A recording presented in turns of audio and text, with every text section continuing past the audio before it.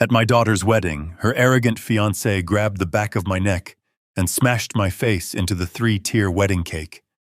He laughed into the microphone and said, "Try some dessert, beggar. Let us not have people saying I let my father-in-law starve." The crowd gasped. But before I even wiped the frosting from my eyes, the most ruthless real estate tycoon on the East Coast jumped from the VIP table, pointed a shaking finger at him, and shouted, "Are you out of your mind? He is a billionaire!" The fiancé turned as pale as a ghost. He did not know that just 3 hours earlier I had quietly bought out every single dime of his massive secret debt. If you want to know how a proud father took down a fraud, tell me where you are watching from in the comments and keep listening. I downshifted the heavy manual transmission of my rusted 2005 Ford F-150. The old engine groaned a familiar comforting sound as I navigated the steep, perfectly manicured winding driveway of a lavish Hamptons estate. My hands gripping the worn steering wheel were thick, weathered, and heavily calloused.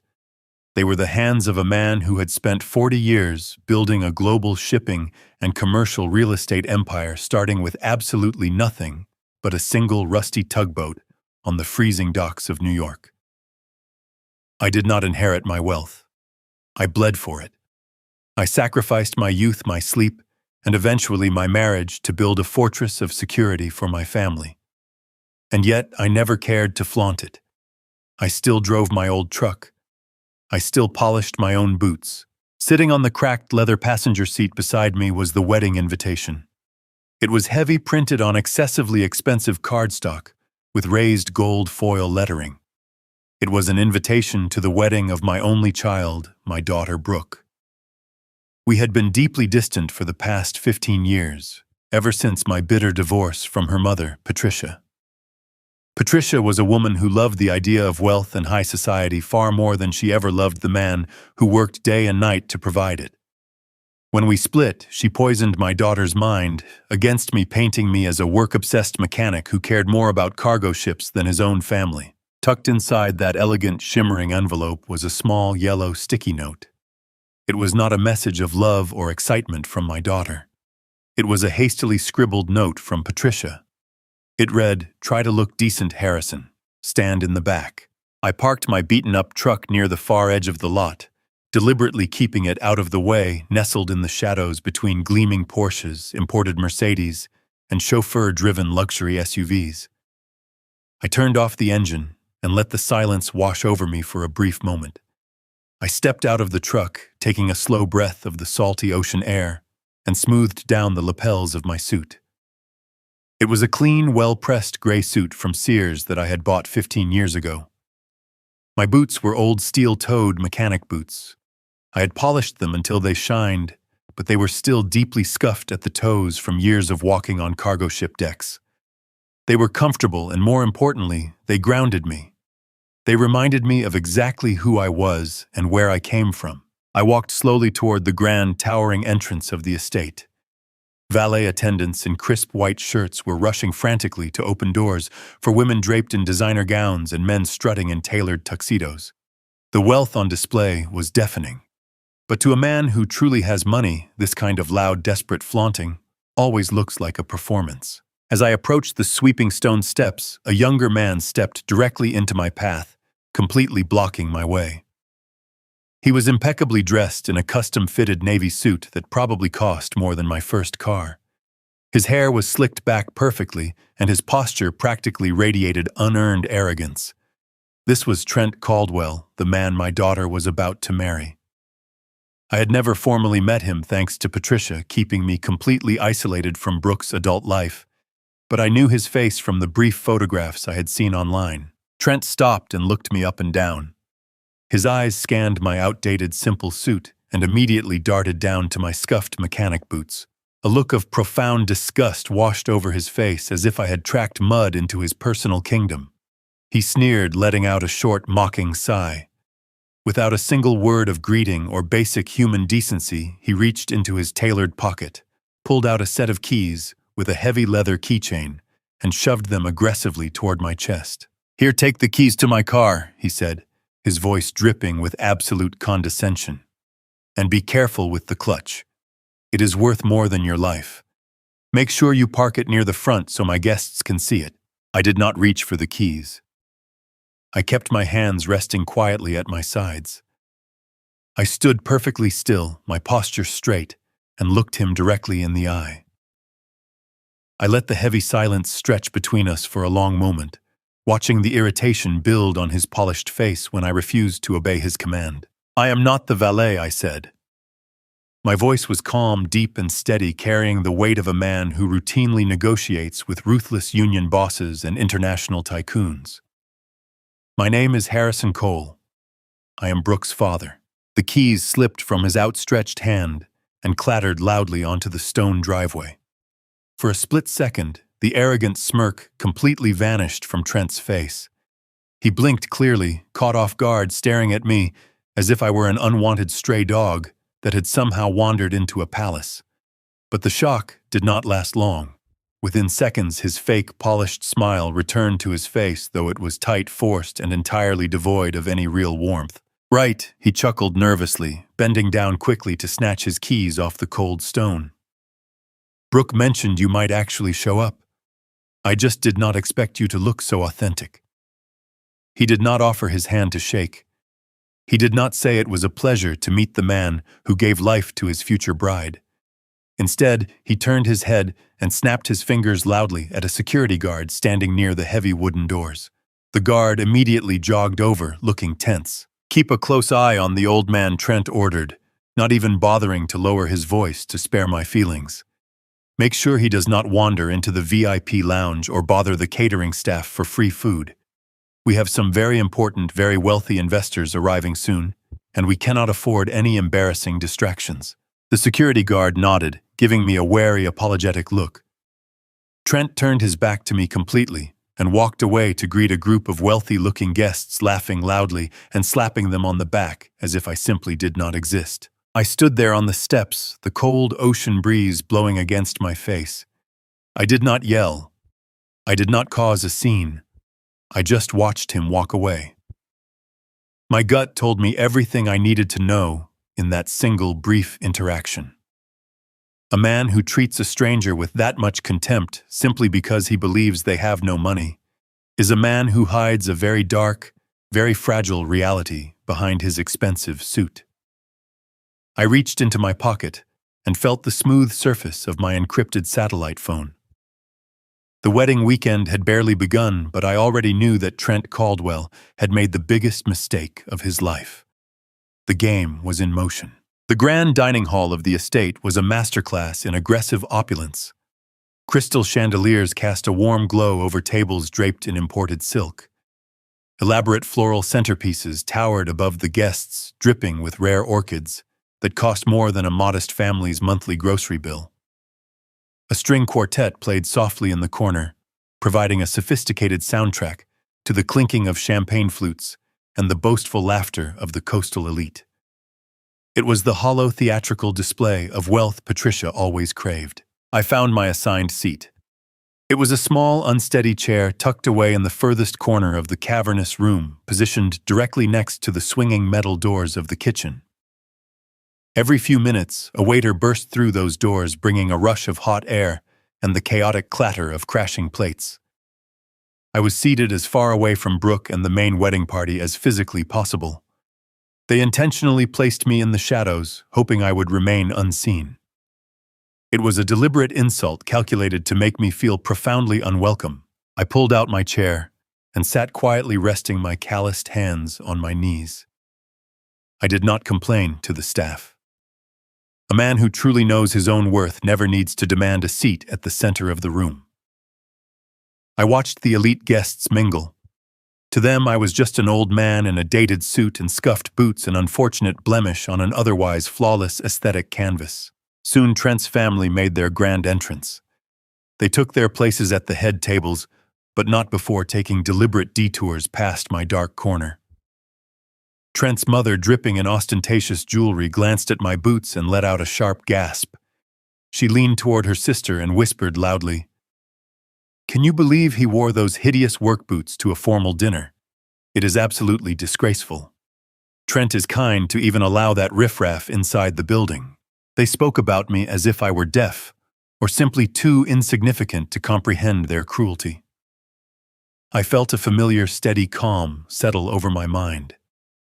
In my 40 years of building a global logistics empire from nothing, I had faced down ruthless international cartel bosses and survived. The petty snickering of these sheltered socialites meant absolutely nothing to me. I took a slow sip of water. Fools always laugh the loudest right before the ground collapses beneath their feet. My ex-wife, Patricia, made her way across the room. She wore a sleek designer gown, her face frozen in a polite smile. But as she approached my table, that smile vanished, replaced by a cold, hardened glare. She stopped beside my chair, her posture rigid with an old resentment. "I told you to stand in the back, Harrison," she said, her voice dropping to a venomous whisper. "But you just had to come inside and ruin the aesthetic. You look like a homeless person who wandered in off the street. I am only here for my daughter."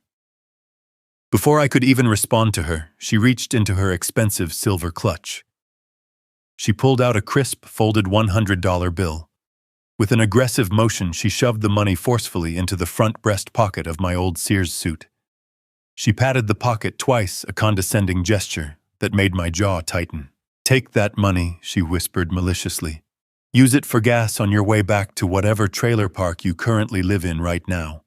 Leave early tomorrow. We do not need your poverty dragging down the wedding photos." She turned on her heels and marched back toward the bright lights. She was expecting me to cause a scene so she could justify kicking me out entirely. I did not give her the satisfaction. I calmly reached into my breast pocket and pulled out the folded bill. I smoothed out the sharp creases on the table. Just then, a young busboy rushed out from the swinging kitchen doors. He looked no older than 19, carrying a massive tray of dirty dishes, his arms trembling under the immense weight. He looked exhausted, stressed, and entirely invisible to the wealthy guests laughing around him. I remembered what it felt like to be that boy. I remembered working consecutive double shifts at the freezing shipping docks of New York Harbor. My hands bleeding just trying to scrape together enough money to keep the heat running. In those days, a single bill could mean the difference between eating and starving. True wealth is not found in an offshore bank account. It is found in knowing the grueling value of hard labor. I never forgot where I came from.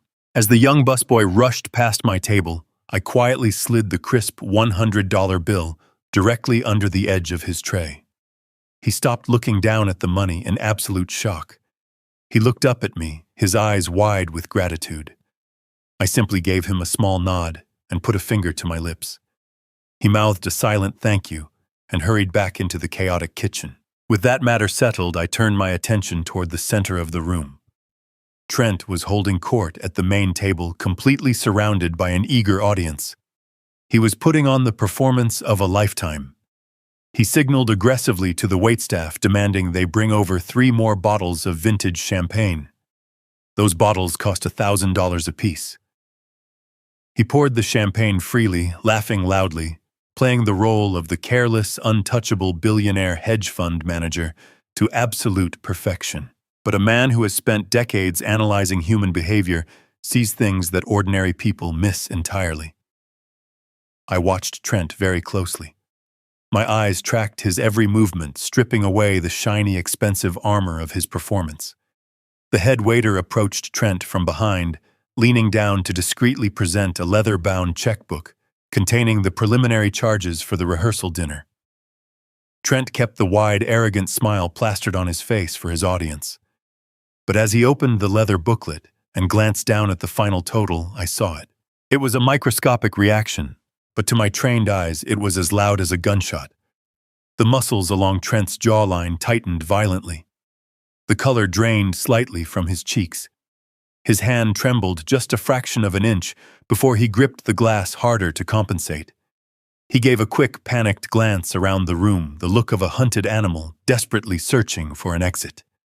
He quickly signed the receipt, shoving the booklet back at the waiter. With unnecessary force, his fake smile returning a second too late. I sat right back in my wobbly, uncomfortable chair by the kitchen doors, the deafening noise of the upscale party slowly fading into the background. My gut instinct flared loud, sharp, and undeniable. The lavish theatrical spending, the completely unearned aggressive arrogance, the sheer terror in his eyes when faced with a simple restaurant bill. This boy was not a billionaire. This boy was rapidly drowning. And my only daughter was about to tie herself permanently to his doomed sinking ship. I waited until Trent was momentarily distracted by a group of fawning bridesmaids before I finally made my move. I stood up from my unsteady chair by the kitchen doors and navigated through the sea of silk dresses and tailored tuxedos. I was looking for my daughter. I spotted Brooke standing near a towering floral arrangement of white orchids. She looked stunning in her elegant evening gown, but there was a subtle tension in her shoulders, a stiffness that did not belong on a bride the night before her wedding. I approached her slowly, my heavy boots making a soft thud against the polished hardwood floor. When she saw me, her posture stiffened even more. She offered a quick, nervous glance over my shoulder, checking to see if anyone important was watching us. "Hi, Dad," she said, her voice dropping to an anxious whisper. "You should probably stay seated. Trent's parents are circulating." "I just wanted to give you this," I replied gently, keeping my voice entirely steady despite the cold reception. I reached into the deep pocket of my suit jacket and pulled out a small, intricately carved wooden jewelry box. It was made from rich mahogany, the exact same wood I had salvaged from the very first commercial cargo ship I ever purchased decades ago. I had spent the last 3 weeks sanding it by hand in my private workshop, polishing the surface until the beautiful grain shined like glass. I had delicately engraved her initials on the heavy lid, just like I used to carve her name into the little wooden blocks she played with as a child, before the bitter divorce tore our daily lives apart. I held the small box out to her. "I made it for you, to keep your new ring safe." Brooke stared down at the box. For a fleeting second, a flicker of genuine unbridled warmth crossed her face. She remembered. But the warmth was instantly replaced by a massive wave of embarrassment. Her eyes darted around the crowded room again in sheer panic. Instead of opening it to appreciate the craftsmanship, she quickly snatched the box from my hands and tried to shove it deep into her small designer clutch. It did not fit. She fumbled with it awkwardly, her cheeks flushing bright red with shame. "Thank you, Dad," she mumbled quickly, looking directly down at the floor. "I will put it away later. Just please go sit down before Trent sees us together." It was entirely too late. Heavy, confident footsteps approached from behind me. A thick, suffocating cloud of expensive designer cologne announced Trent Caldwell's arrival before he even opened his mouth to speak. "What do we have here?" Trent asked loudly, his booming voice cutting through the soft background music. He stepped aggressively between Brooke and me, his cold eyes locked firmly on the mahogany box still clutched in her trembling hands. "It is absolutely nothing," Brooke stammered, completely shrinking under his intense, controlling gaze. "Just a very small gift from my father." Trent did not ask for permission. He reached out and aggressively snatched the wooden box right out of her hands. He held it up to the chandelier light, inspecting it with exaggerated, mocking scrutiny. A cruel, patronizing smile spread slowly across his perfectly shaved face. "Did you make this yourself?" Old Man Trent asked, turning the box over carelessly in his hands. "It looks like something you would find discarded at a cheap flea market or a dusty garage sale." I kept my facial expression entirely neutral, my hands folded calmly and patiently in front of me. "I carved it from solid mahogany. It is a family tradition." Trent let out a loud, highly theatrical laugh that intentionally drew the attention of several nearby wealthy guests. A tradition he mocked, shaking his head slowly in fake pity. "Well, Brooke and I have much better traditions now. Traditions that come in beautiful little blue boxes from Tiffany & Co. We do not really have room in our stunning new penthouse for basic homemade arts and crafts." Brooke looked away, utterly unable to meet my eyes. She did not defend me. She did not ask for the box back. She simply stood there in passive silence, absolutely terrified of upsetting the man she believed was her wealthy savior. Trent turned toward a passing waiter who who was carrying a tray of fresh drinks. Trent grabbed a heavy crystal glass filled with dark, expensive whiskey and melting ice. He took a long, arrogant sip, then looked back at me with a smirk full of pure malice. Without breaking eye contact for even a single second, he placed the small mahogany box directly onto a nearby cocktail table. Then, with deliberate and profound disrespect, he slammed his wet, sweating whiskey glass directly onto the intricately carved lid. "It makes a fantastic coaster, though," Trent said, a vicious, triumphant glint in his eye. "Thanks for the little contribution, Harrison. Now, if you will excuse us, we have actual guests to entertain tonight." The condensation from the glass immediately began to pool on the polished wood, threatening to ruin the countless hours of labor I had poured into it. Every basic human instinct in my body, every ounce of raw power I commanded, as a man who routinely ruled massive boardrooms and ruthlessly crushed hostile corporate takeovers, screamed at me to grab him by his custom-tailored collar and absolutely destroy his fake world right then and there. But I held back. A predator never strikes when the prey is just testing the waters. I needed to let him feel completely invincible. I took a slow, measured breath, preparing to simply remove the heavy glass and walk away. But before I could even extend my hand, the elegant atmosphere in the room abruptly shifted. The sudden disruption did not come from me. A man forcefully shoved his way past the elegant floral arrangements and marched directly toward our small table. He was certainly not an invited guest. He wore a cheap, heavily scuffed leather jacket over a dark, wrinkled t-shirt. His face was deeply weathered, his nose was slightly crooked, and his dark eyes carried the cold, completely dead stare of a man who collected dangerous debts for a living. He completely ignored the surrounding elite socialites and walked straight up behind Trent. Without speaking a single word, the man in the leather jacket reached out and forcefully grabbed Trent's tailored shoulder. His grip was brutal. Trent spun around quickly, his mouth open wide to shout an insult, entirely ready to unleash his arrogant fury on whoever dared to touch him. But the exact moment Trent's eyes locked onto the man's face, his arrogant mask shattered into a million tiny pieces. The color drained entirely from Trent's face, leaving him looking as pale as a ghost. His jaw trembled. The booming voice he had used to humiliate me just seconds ago completely evaporated into thin, empty air. He was speechless.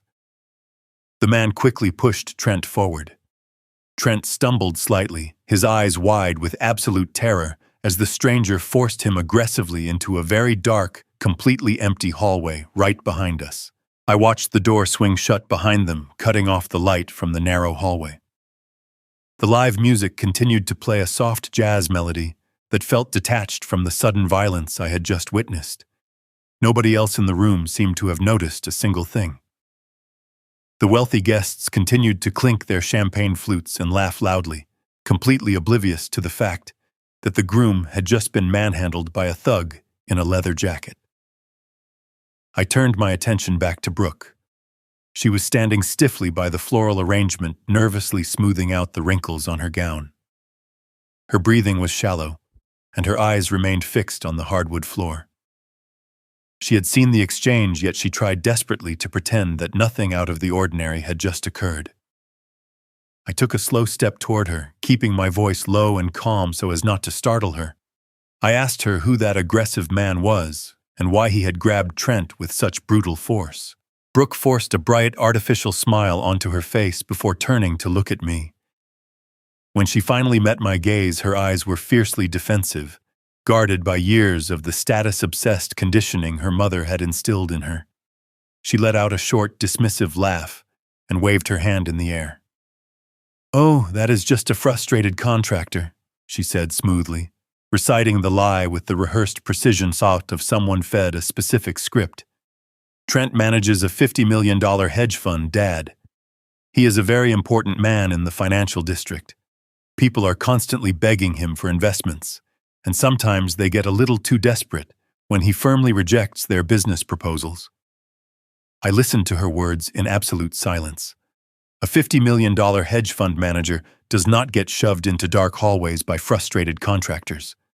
A powerful man with $50 million has a dedicated security detail, or at least the confidence to stand his ground in public. Trent had folded like a cheap paper towel, his eyes screaming in primal terror. But Brooke desperately wanted to believe it, to protect her fragile fantasy. She tilted her chin upward, taking on that familiar, arrogant stance Patricia had perfected. Trent is dealing with incredibly high stakes all the time, she continued, her voice taking on a patronizing edge. It is a completely different world from what you are used to, Dad. He carries a massive amount of stress because he is responsible for building a huge empire for our future. Before I could press her further on the glaring inconsistencies of her story, Brooke proudly lifted her left hand. She extended her delicate fingers outward deliberately, catching the bright light from the crystal chandelier above us. Resting heavily on her ring finger was an ostentatious stone. It was easily 3 carats set in a thick platinum band that looked cumbersome. She stared at the stone with a look of absolute reverence, treating it not as a meaningful symbol of enduring love, but as a shiny trophy of her newly elevated social status. Trent had it custom-made just for me, she said, her voice dripping with a smug sense of superiority. He wanted to make sure I had the absolute best. He told me that a woman of my caliber deserves a diamond that immediately commands respect the second she walks into any room. I looked from the massive ring up to my daughter's beautiful face. The harsh, deeply judgmental glare she gave me was a perfect mirror image of her mother. Then she delivered the calculated blow. He is providing a glorious life you never could, Dad, she said coldly. A life where I never have to worry about smelling like motor oil or settling for second best. You could learn a lot about success from a man like him. I swallowed the bitter pain that rose sharply in my throat. Hearing your own child speak to you with such profound contempt is a unique kind of agony. It feels like a physical weight forcefully pressing down on your chest. I had spent 40 years deliberately sacrificing my own comfort, working grueling 80-hour weeks, building a global shipping network from scratch, so that she would never have to know the crushing grip of poverty. And yet here she stood, completely convinced that my worn mechanic boots were a shameful symbol of failure, rather than the very foundation of her highly privileged existence. I did not raise my voice in anger. I did not angrily defend my hidden bank account. Instead, I focused my attention entirely on the stone sitting proudly on her left hand. May I see it? I asked quietly, keeping my tone perfectly mild and supportive. Brooke hesitated for a brief moment, clearly surprised by my non-confrontational reactions to her harsh insult. She reluctantly held her hand a few inches closer to my face, keeping her arm rigid. I leaned in closely, narrowing my eyes as I examined the large stone under the unforgiving glow of the chandelier. In the late 1990s, my international shipping company had secured a massive contract to transport raw diamonds directly from South Africa to the most elite jewelers in the United States. For 5 solid years, I personally oversaw the complex logistics of those multi-million-dollar shipments. I spent countless hours sitting quietly in secure vaults alongside master gemologists, learning exactly how to identify the unmistakable characteristics of a genuine diamond. I learned about the internal fire, the specific way a real diamond aggressively bends and refracts light, sending brilliant flashes of deep color radiating from its solid core. I stared intensely at the massive stone on Brooke's finger. It was undeniably huge, cut with mathematical symmetry and completely flawless to the untrained eye. But as the chandelier light hit the polished facets, my trained instincts immediately caught the glaring imperfection. The light refraction was entirely wrong. Instead of the fierce brilliance of a genuine diamond, the light bouncing off the large stone was flat, glassy, and lifeless. It lacked the necessary internal fire. It was incredibly shiny, yes, but it was completely hollow inside. It was a well-cut piece of cubic zirconia, but it was absolutely fake. My heart sank deeply into my chest, heavy with terrible realization. The truth hit me with the devastating force of a speeding freight train. My beautiful daughter was not just marrying an arrogant, deeply unpleasant man. She was tying her entire life and her future to a desperate, dangerous fraud. a man who constantly bragged to crowds about a $50 million hedge fund, but could not afford a genuine basic diamond for his beautiful bride. A man who allowed himself to be physically threatened and shoved by a street-level debt collector in the middle of a highly secure Hamptons estate. The fake ring, the terror in his eyes, the aggressive bravado designed to mask his overwhelming panic. It was all a carefully constructed, fragile house of cards, built entirely on desperate lies. And Brooke was standing right in the center of it. I must act now. I gently released Brooke's hand, letting her step back into the safety of her constructed illusion. She smoothed down her silk gown, gave me a defensive nod, and quickly disappeared into the sea of tailored tuxedos. I stood alone near the floral arrangements, letting the reality wash over me. My only daughter was marching into a burning building, and she was fiercely defending the arsonist who struck the match. I turned slowly and walked back to my isolated chair near the swinging kitchen doors. The string quartet had stopped playing, their melodies replaced by the sharp sound of a silver spoon tapping against a crystal champagne flute. The low hum of elite conversation faded into an expectant silence. At the front of the grand hall, perfectly illuminated under the largest chandelier, stood Trent Caldwell. He held a glass of vintage champagne in one hand and a wireless microphone in the other. He radiated a toxic, manufactured confidence that only a desperate man could produce. He waited for the room to fall silent, savoring the absolute attention of the wealthy guests. "Thank you all for being here tonight," Trent began, his voice booming through the speakers with a practiced cadence. "Tomorrow, I marry the most beautiful woman in the world. But tonight, I want to talk about legacy. I want to talk about what it means to build an empire from the ground up, to be a man who shapes the future rather than simply existing in it." He paced back and forth across the stage, making deliberate eye contact with the most affluent investors seated at the front tables. "Some of you know that my hedge fund has been aggressively pursuing a monumental commercial acquisition for the past 6 months," Trent continued. "It has been a grueling war of attrition against some of the oldest money in this city. But I am incredibly proud to announce tonight, in front of my future bride and my closest allies, that we have finally closed the deal." The room erupted into eager applause. Patricia beamed with pride, clapping enthusiastically from the front row. Trent held up his hand to quiet them down, a smug smile stretching across his face.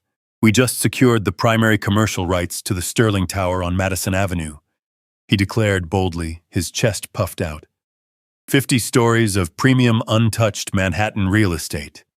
It is an absolute crown jewel, and it is officially ours." The applause swelled again, louder this time. Trent waited, letting the adulation feed his fragile ego. Then his eyes scanned the room. His gaze bypassed the billionaires, the socialites, and his beaming fiancée. His eyes traveled all the way to the dark, isolated corner by the kitchen doors. His gaze locked directly onto me. The microphone picked up his soft, mocking chuckle. "You know, building a legacy requires a certain kind of ruthless evolution," Trent said, his tone dropping into a condescending drawl. "It requires leaving the old ways behind." I look around this room and I see the absolute future, but I am also reminded of the pathetic past. Some men, he paused dramatically, gesturing in my direction with his champagne flute. Some men work until they are 70 years old just to afford a rusted pickup truck and a cheap suit. The silence in the room became heavy. They break their backs for decades. Trent continued, his voice dripping with venomous cruelty, convinced that blind, mindless labor will somehow lead to greatness. But true greatness is not earned by sweating in the dirt like a peasant.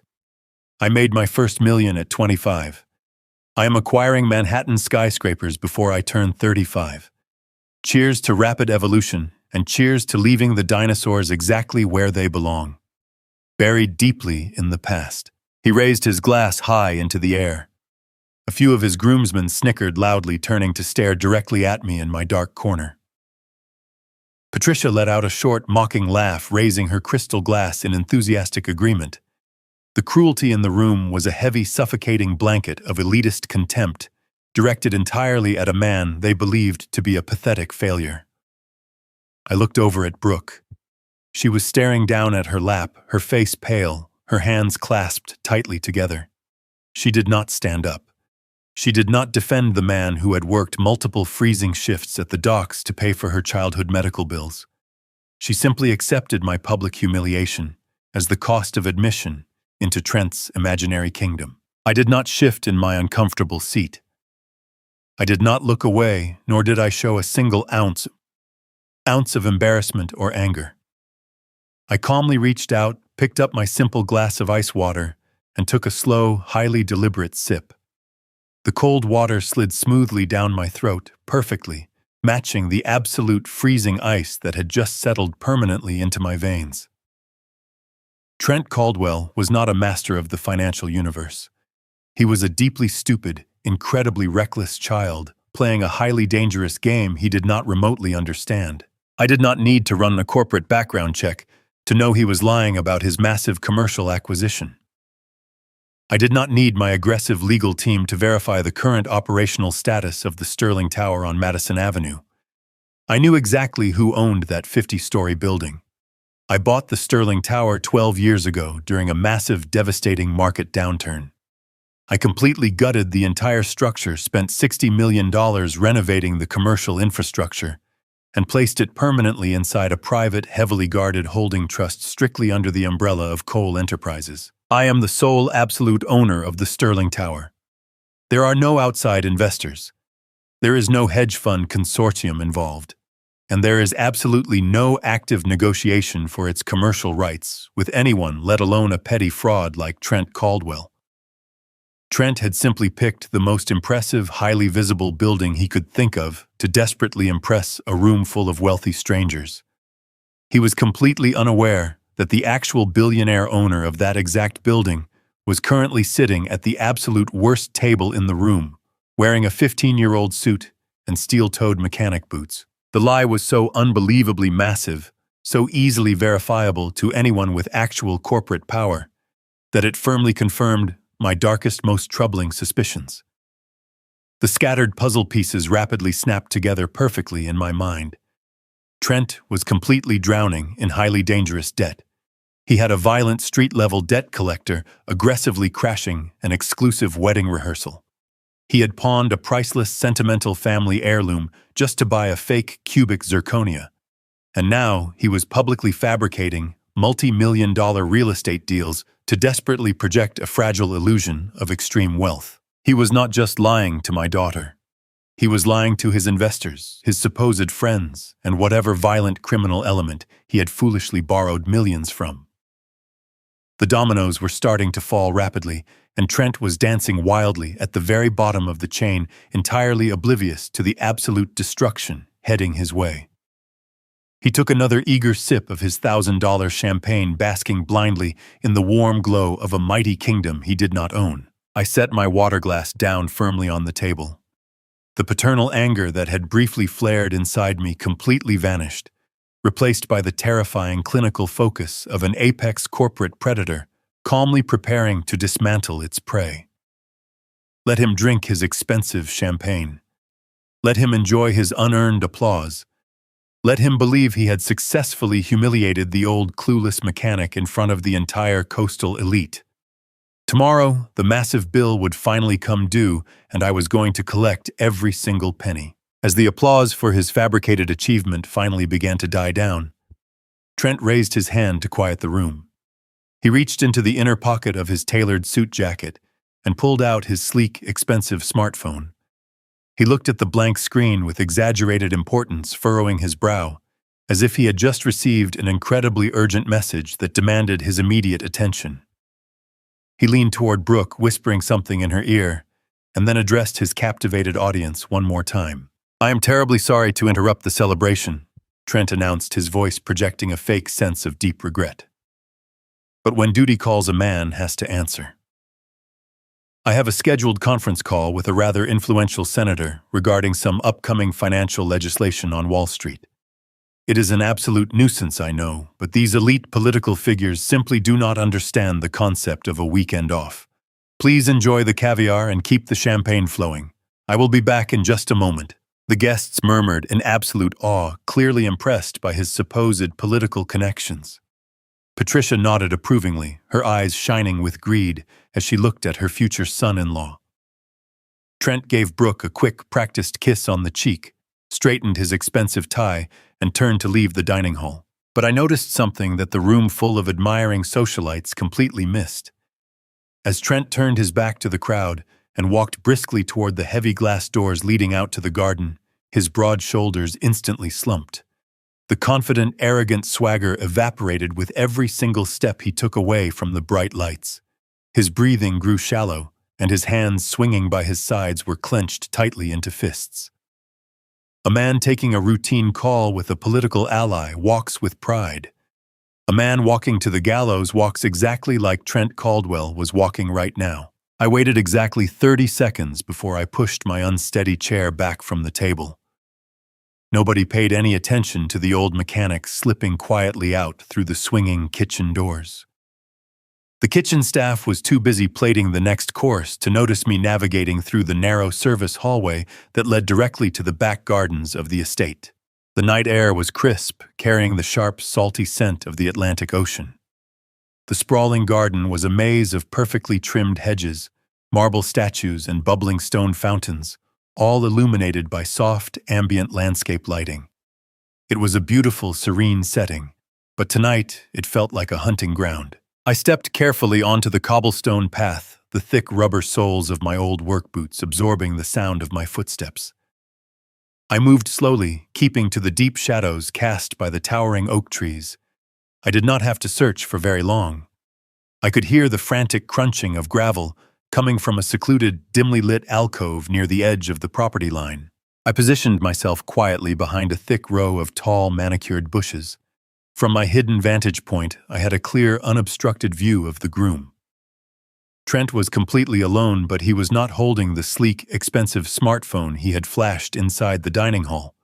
Instead, he was aggressively gripping a cheap, disposable plastic burner phone. His hands were shaking violently as he punched in a number. The transformation in his demeanor was genuinely shocking.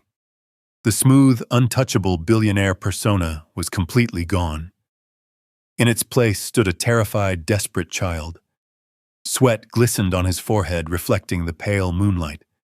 He tugged frantically at the collar of his custom suit, as if it were suddenly choking him.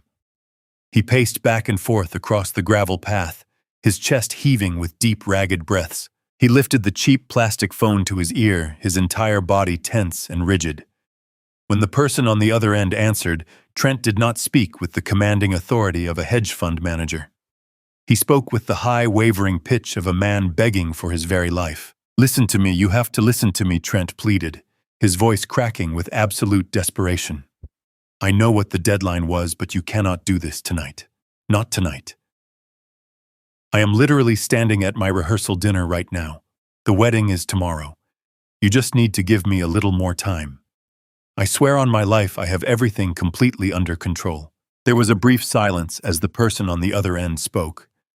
Whatever was said made Trent flinch as if he had been physically struck.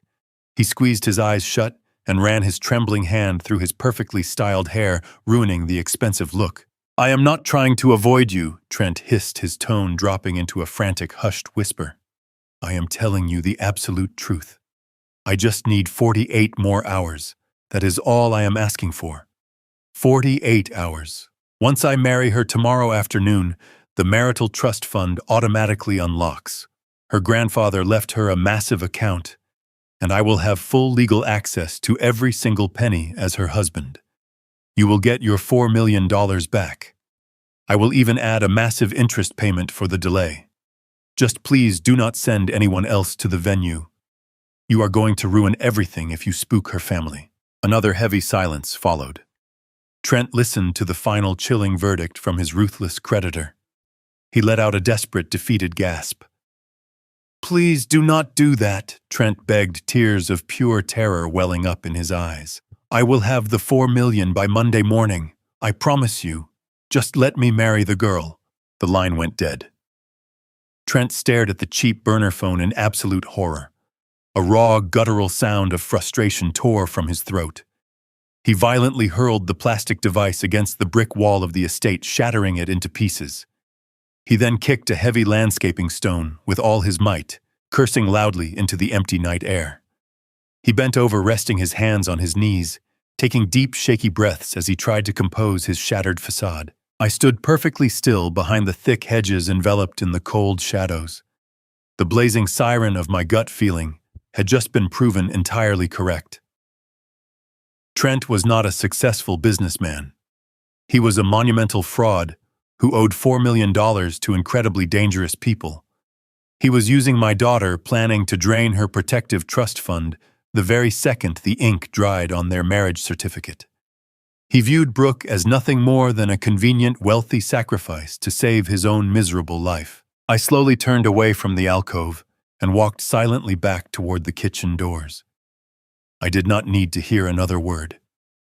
The time for gathering simple clues was completely over. It was time to quietly initiate the secret action to protect my only daughter. I would burn his fake empire to the ground and ensure he never ever threatened my family again. The ruthless corporate predator was now fully awake. I slipped silently back through the garden path, leaving Trent to his crumbling reality. When I re-entered the grand dining hall, the atmosphere had completely shifted. The formal dinner service had concluded, and the wealthy guests were migrating toward the marble dance floor. I watched from the shadows as Trent made his reappearance. He strode back into the room with his arrogant swagger, pulling his suit jacket tight and flashing an empty smile. He grabbed Brooke by the waist, pulling her onto the dance floor.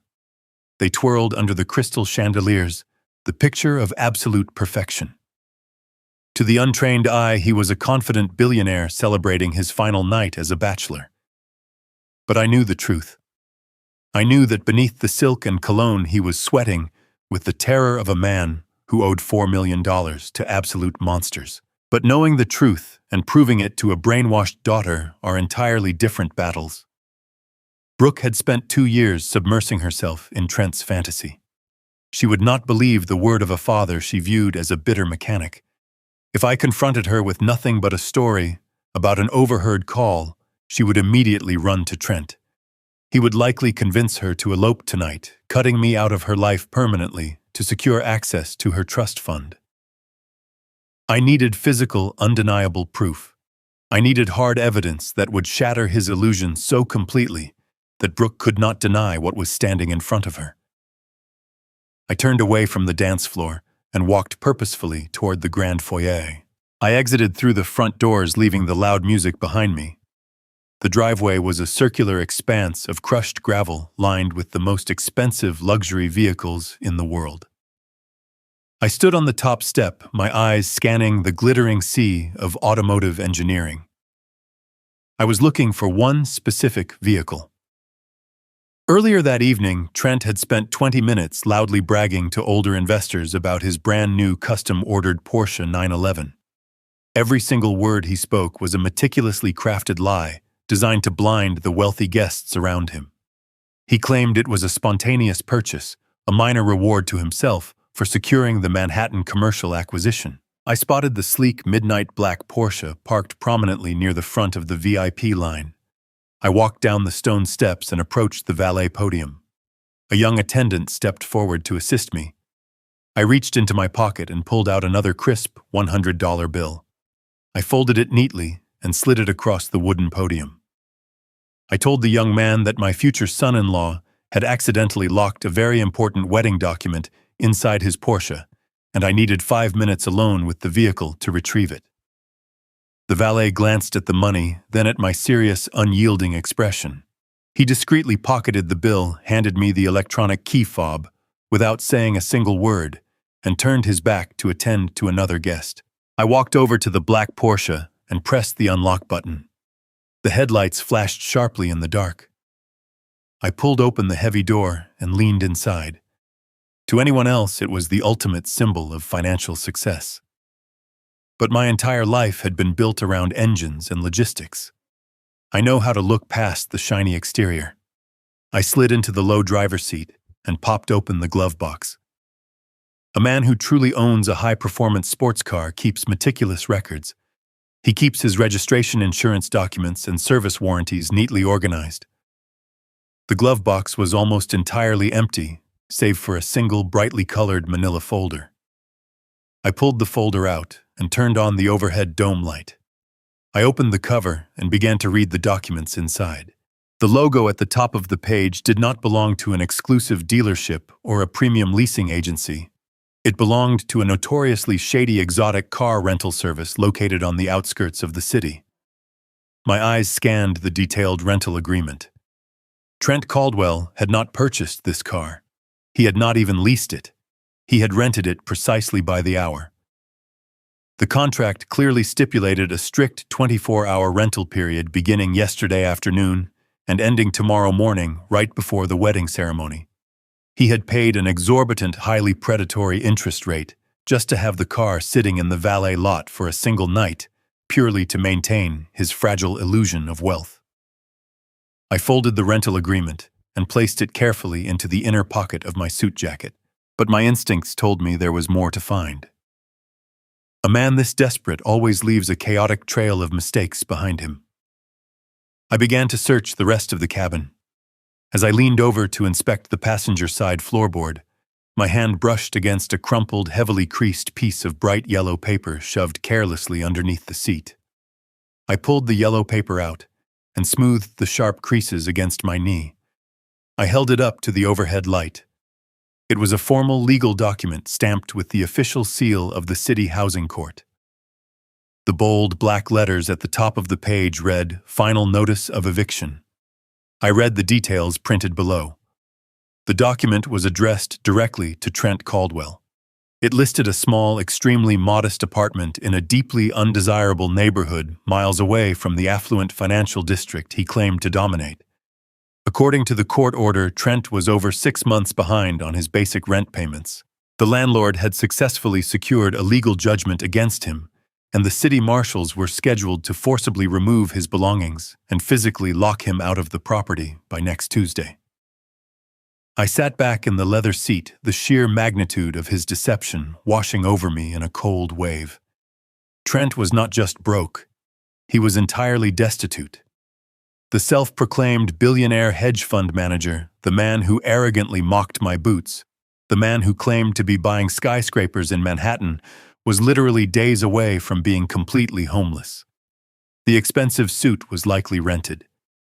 The champagne was being charged to a fraudulent tab he had no intention of paying. And his entire survival, his desperate plan to pay off violent creditors and avoid living on the streets, depended entirely on tricking my daughter into signing a marriage certificate tomorrow afternoon. I carefully folded the bright yellow eviction notice and placed it next to the rental agreement in my breast pocket.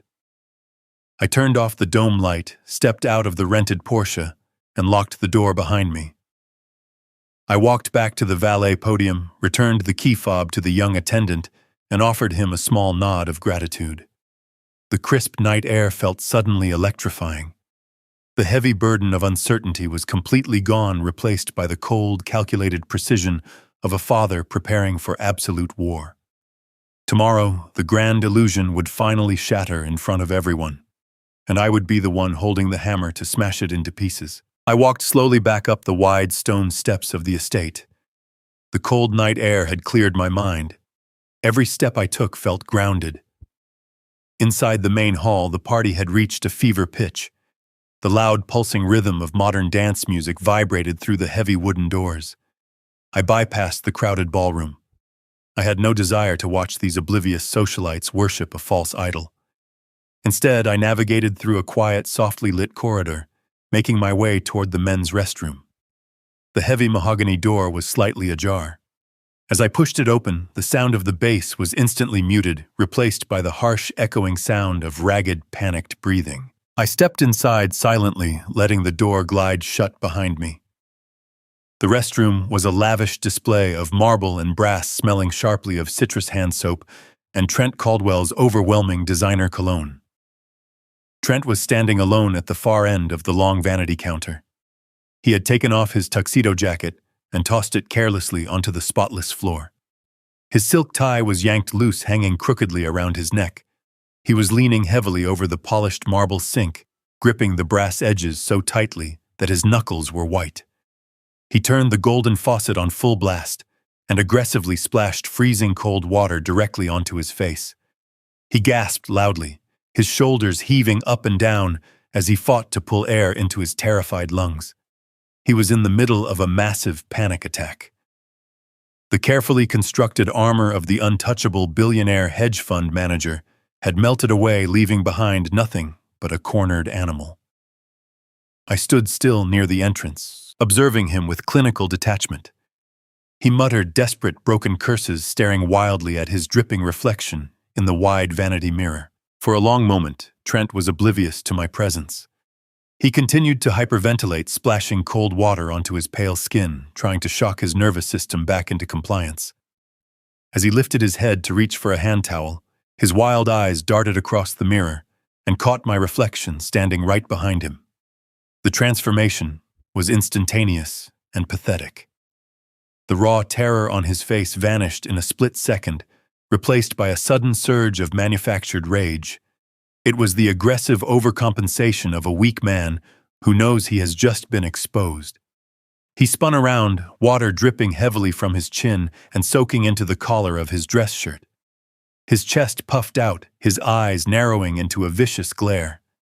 He took 2 fast steps toward me, his dress shoes slipping slightly on the slick marble floor. "What are you doing sneaking around in here, you creepy old mechanic?" Trent spat, his voice shaking. "Are you stalking me now?" I kept my hands casually at my sides, my posture relaxed. "I am simply using the restroom, Trent," I replied smoothly, my voice devoid of emotion. "You look like you are struggling. Do you need me to call a doctor for you?" That simple factual observation broke whatever fragile restraint he had left. The humiliation of being seen in a pathetic state by a man he viewed as garbage pushed him over the edge. Trent lunged forward with a sudden burst of unearned arrogance.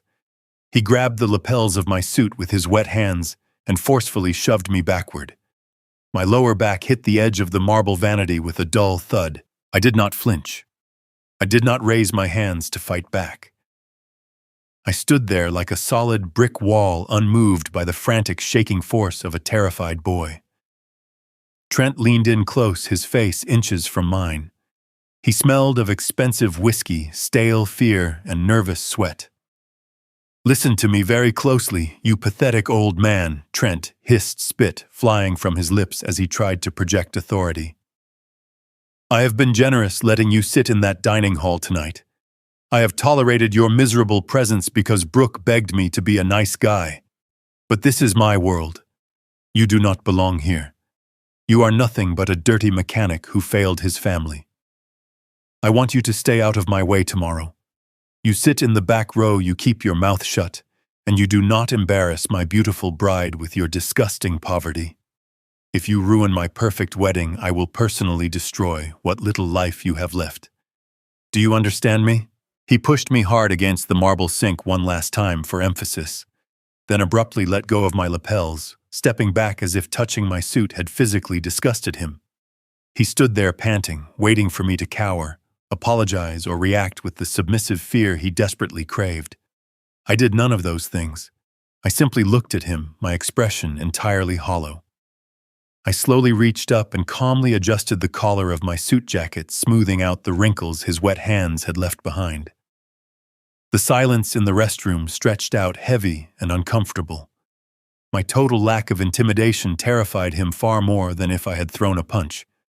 A predator recognizes a lesser animal instantly, and Trent knew deep down in his hollow core that his aggressive performance had completely failed. He swallowed hard, his throat bobbing visibly. Without waiting for my response, Trent spun around and snatched his tuxedo jacket off the wet floor. He reached blindly into his back pocket to grab his thick leather wallet, intending to shove some loose cash inside it in a manic frenzy. His hands were shaking too violently to maintain basic coordination. As he aggressively shoved the leather wallet back toward the pocket of his tailored trousers, he missed the opening entirely.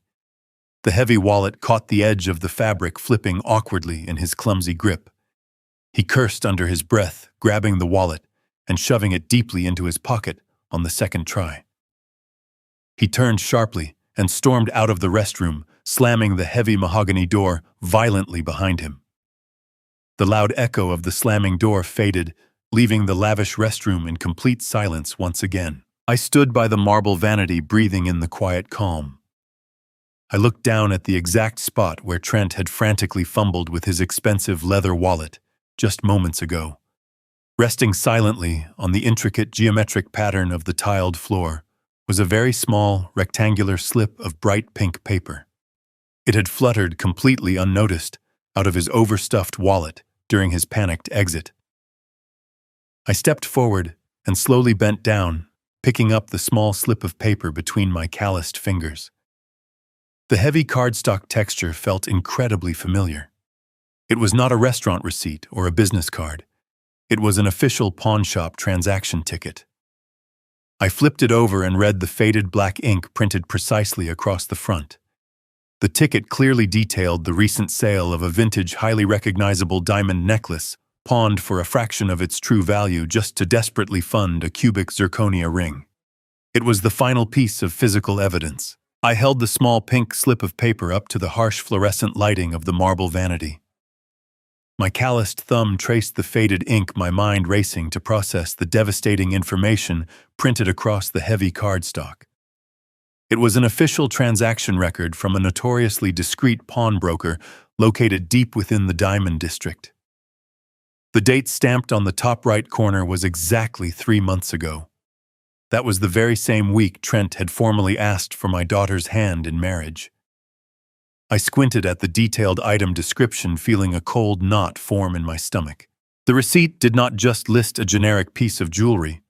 It explicitly described the exact cut, clarity, and weight of a flawless 3-carat diamond.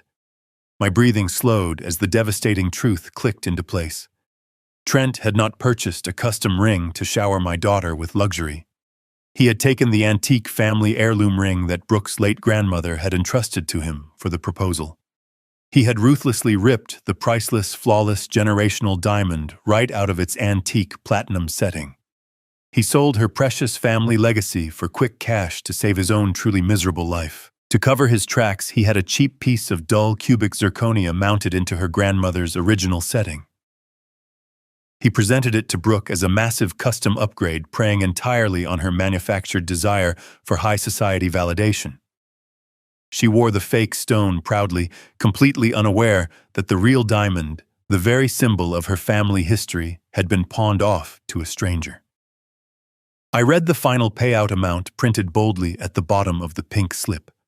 It was a massive sum of liquid cash, enough to cover incredibly large, extremely urgent personal expenses immediately, without hesitation.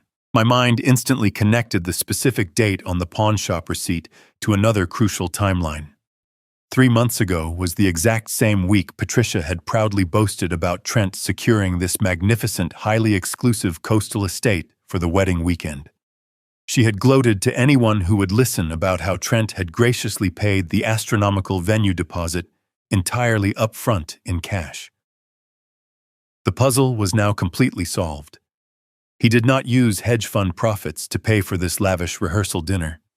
He used the stolen cash from Brooke's own family inheritance to temporarily fund his pathetic grand illusion. Brooke was standing on the precipice of an absolute disaster, enthusiastically preparing to marry a deeply dangerous, utterly desperate fraud.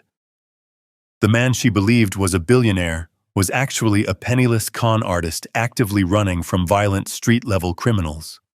He was using her to survive, planning to drain her grandfather's massive trust fund the absolute second the wedding was legally finalized tomorrow. I folded the pink slip precisely in half and slid it securely into my breast pocket, alongside the rented Porsche documents and the legal eviction notice. I now possessed the complete, irrefutable blueprint of his dark deception. The overwhelming temptation to march directly onto the dance floor and publicly drag him out by his rented lapels surged through my veins.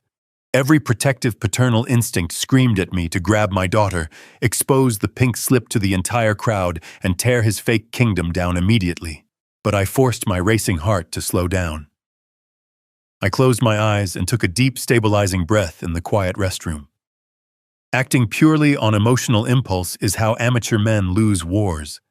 A true apex predator understands the critical importance of perfect timing, undeniable leverage, and absolute overwhelming power. If I simply walked out there and told Brooke the truth right now, she would never believe me.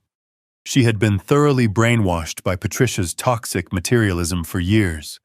To Brooke, I was nothing more than the poor, bitter dad who lived in a dusty trailer park, desperately trying to sabotage her glorious ascent into high society. She would look at the pawn receipt, and Trent would effortlessly invent another smooth, plausible lie. He would claim it was a complex investment strategy or a temporary business loan, and she would eagerly swallow every single word just to protect her fantasy. A simple piece of paper was not enough to break the deep spell he had cast over her. I needed to trap him in a public corner so tight that no amount of smooth talking could possibly save him. I needed to let him build his glorious pedestal as high as possible so the impending fall would shatter his facade permanently. The tension in my jaw finally released as my strategy crystallized. I could not fight this battle dressed as the forgotten mechanic.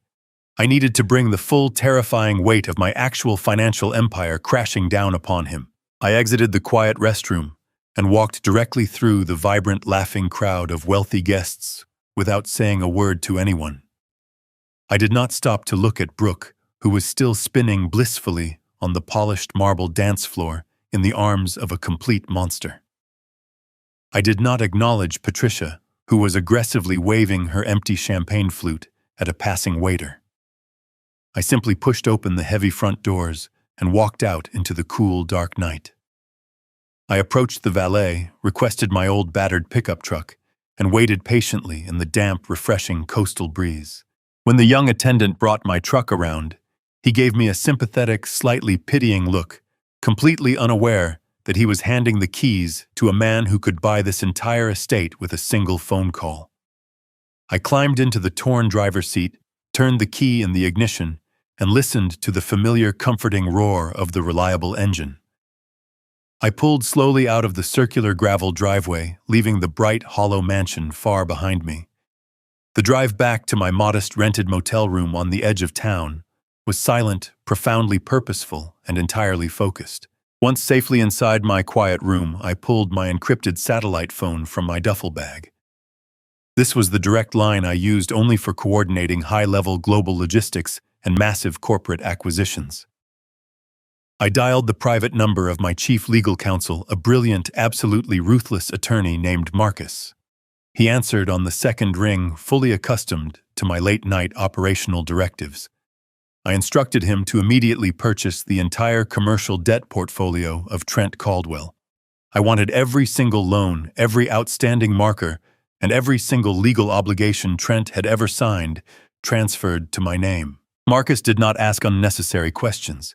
He simply assured me that my sudden demand would be executed flawlessly before the sun rose over the eastern seaboard. I ended the call and placed the phone carefully on the bedside table. I reached into my pocket, withdrawing the pawn receipt, the rental agreement, and the eviction notice. I laid the 3 pieces of paper side by side on the cheap mattress. Tomorrow, Brooke would walk down the aisle expecting a fairy tale. Instead, I was going to deliver a devastating, unstoppable hurricane of absolute, undeniable truth. Trent Caldwell was about to lose everything. The cheap motel walls were paper-thin, vibrating slightly calmly with the heavy sound of a passing semi-truck on the nearby highway. I stared at the 3 pieces of paper resting on the faded bedspread, the pawn receipt, the rental agreement, and the eviction notice. Marcus was already working on the legitimate financial markets, acquiring whatever visible commercial debt Trent had foolishly accumulated. But the desperate, panicked conversation I had overheard in the garden required an entirely different approach. Commercial banks do not send thugs in cheap leather jackets to physically threaten their clients at formal wedding rehearsals.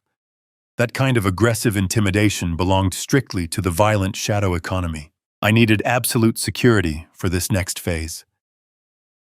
I picked up my keys, stepped out of the dingy room, and walked back to my rusted F-150 parked under a flickering amber street lamp. The coastal air was heavily saturated with thick salt and damp fog. I climbed into the familiar driver's seat and firmly locked the heavy metal doors, completely sealing myself inside the quiet, insulated cabin. I reached down beneath the worn floor mats and popped open a hidden, reinforced steel compartment. I pulled out my primary encrypted satellite phone. This sophisticated device was completely untraceable, completely off the public grid, and reserved exclusively for the most critical high-stakes operations of my global empire. I dialed a specific, heavily encrypted international number. The secure line clicked and connected almost instantly. I was not calling Marcus this time. I was calling Vincent. Vincent was the ruthlessly efficient lead counsel and chief security fixer for the darkest, most aggressive branches of coal enterprises. He did not deal with corporate mergers or public relations. He handled the brutal realities of international leverage. Sir Vincent answered, his voice a low, steady gravel that commanded immediate respect. "Vincent," I said, keeping my tone perfectly measured and dangerously cold, "I need you to run a level 1 background check on a man named Trent Caldwell, but do not look at his public financial records. Dig directly into the underground lenders operating in the tri-state area." "Consider it done," Vincent replied smoothly. "What exactly are we looking for tonight?" "Someone in the shadow market is holding a specific, highly volatile $4 million marker on him," I instructed. "It is due by Monday morning, and they are already sending physical collectors to intimidate him in public." "I want that debt, Vincent. I want you to locate the exact criminal syndicate holding his paper, and I want you to buy it entirely through our untraceable dummy corporations. Whatever the cartel or the loan sharks want for that marker, double it immediately in untraceable offshore funds. By sunrise tomorrow, I want to be the sole absolute owner of Trent Caldwell's entire life." "I will make the right connections immediately," Sir Vincent stated without a single ounce of hesitation.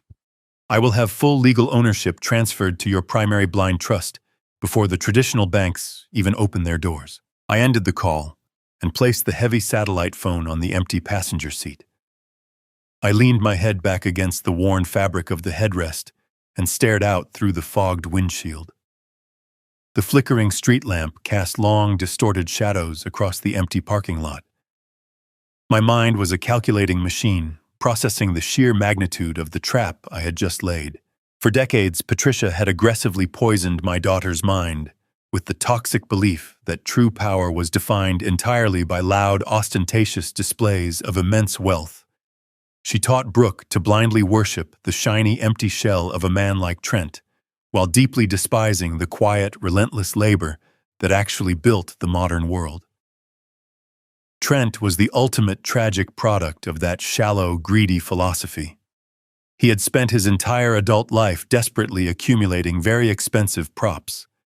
A fake diamond, a rented sports car, a fabricated hedge fund, all meticulously designed to project an absolute illusion of unquestionable dominance.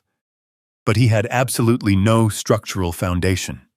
He was a hollow, pathetic statue built entirely on fragile, rapidly crumbling sand.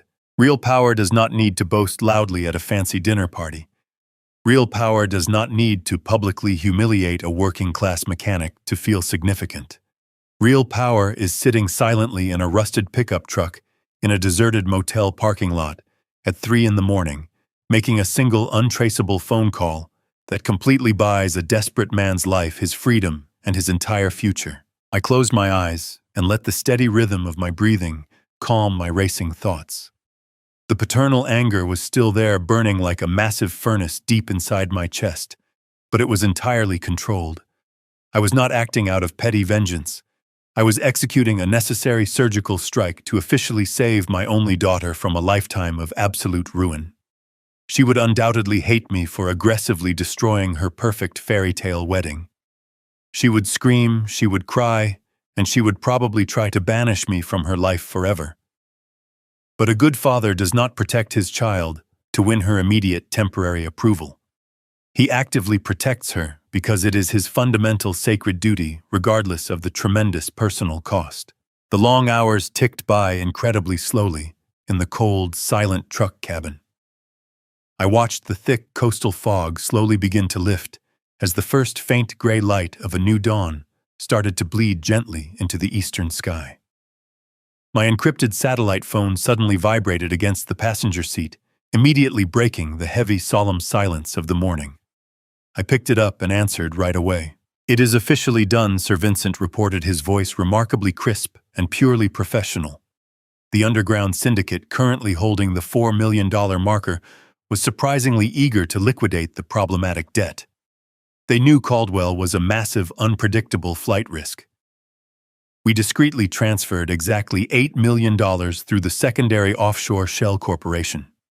The official digital marker and all the highly damaging physical blackmail material they held against him are now legally and permanently in your exclusive, absolute possession. "Did they ask any questions about the mysterious buyer?" I asked continuously, watching the bright sunrise slowly illuminate the rusted hood of my old truck. "None at all," Vincent replied calmly. "They were just incredibly thrilled to magically double their risky criminal investment completely overnight.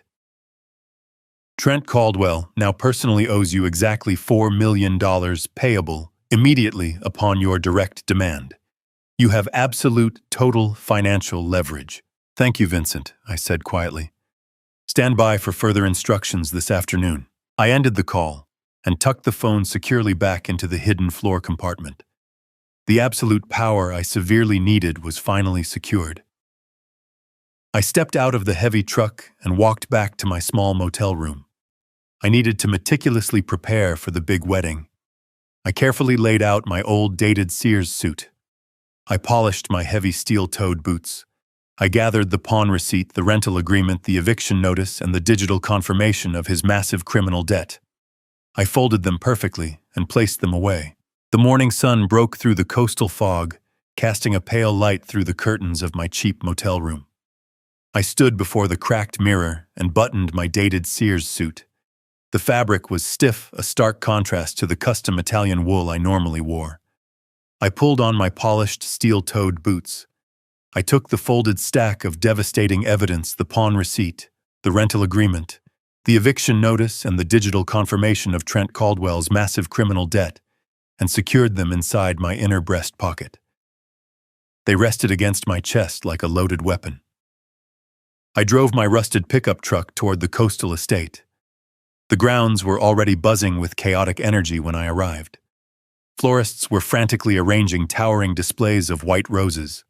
Caterers were shouting orders as they set up outdoor dining tents. I parked my truck near the service entrance, keeping myself entirely out of the way.